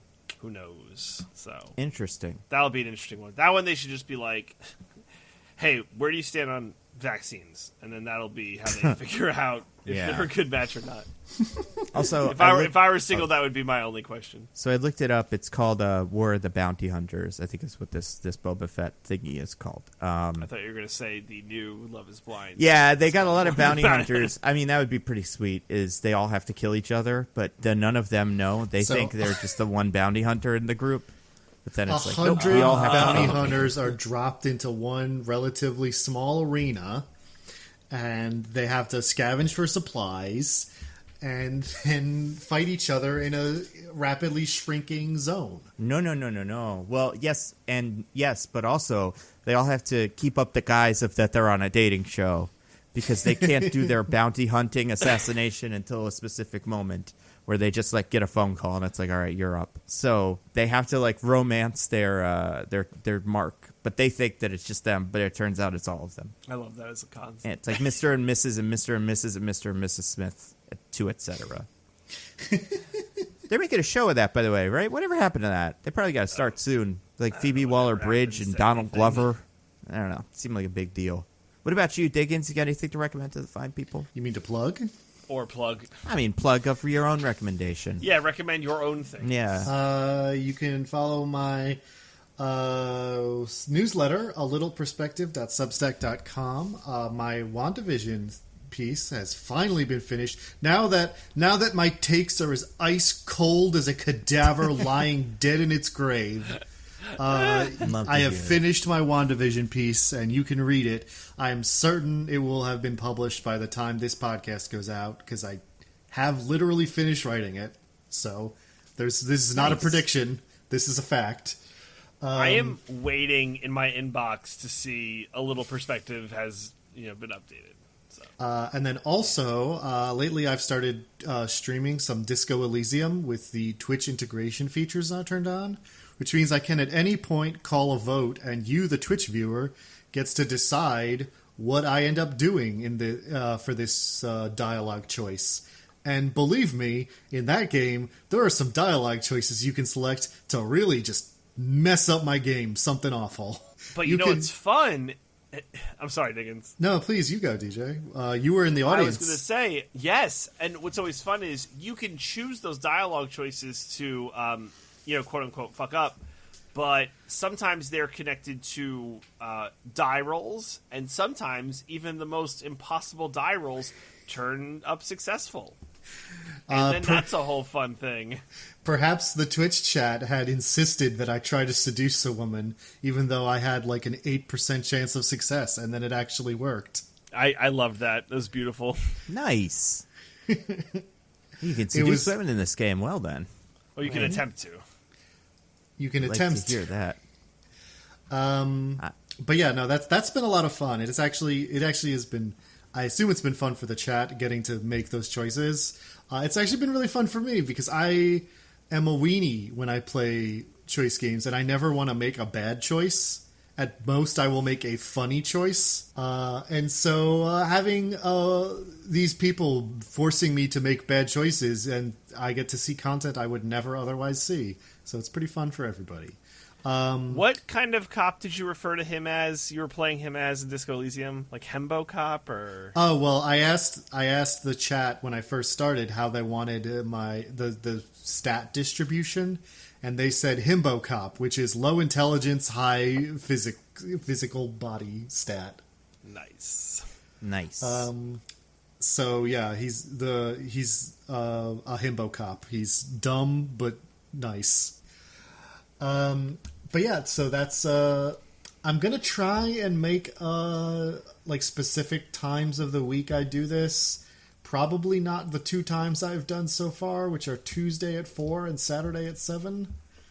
But we'll work it out. It's a work in progress. And I'm doing this at twitch.tv/thisisanodname. If you want to follow it, that'll also pop up whenever I'm online. Awesome. Nice. Not a ton of new stuff for me by the time this is out, because I have a video that just went up earlier about Captain America and the Falcon and the Winter Soldier and the other Captain America. I don't know. Do we call it Captain America and the Winter Soldier or Falcon and the Winter Soldier still? I mean, it's Falcon and the Winter Soldier. That's the name of the show. They say that they changed the title change at the end to be like, now he's truly Captain America. But the show is still Falcon and the Winter Soldier. How about Sammy and the Buck? How about that? That's what they should have called change. Yeah. James and Sam's Adventure Hour. But yeah, after that, no idea what the next video is going to be. But I am working on one about MODOK. I really want to make. I'm like really going to sit down this weekend and finish writing that. So that'll be fun. And yeah, I'm guesting on a few videos that'll be coming out soon. But I don't think either of them are anywhere near. Like, I think it probably won't be before the next episode's released. So. Talk about that as they happen. Yeah, next week, Fast and Furious 6. Yes. The ampersand. Yeah. It's very one important. with the ampersand. My favorite thing. I'm very excited. They're fast in this movie. They're Fast and Furious in the next movie. And then they're furious in the next movie. The following movie. Because of the ampersand. They're so mad at the ampersand. Yeah. They had to drop some weight. The ampersand was the heaviest part of the title. It's funny we didn't get one that's just Fast Furious. Give it time. Maybe yeah, that's true. Maybe that'll be 10. Yo, is Fast 10 going to be like Fast 10 your seatbelts or something like that? Oh my god. They never wear seatbelts. No. I mean, they do, but also they're making out on each other's laps, so can't wear seatbelts then. They probably will. Anyway, and also there's trailers out now where Vin Diesel is like, it's the movies, we love them. So if you want to watch those to get excited for F9, they put one of those out a couple weeks ago. Real fun stuff. So until next week, I am at Nando V Movies on Twitter. I'm at Zippy by Day. I'm at This Is an Odd Name. Goodbye, everybody. Goodbye. Woohoo. Bye. We love you.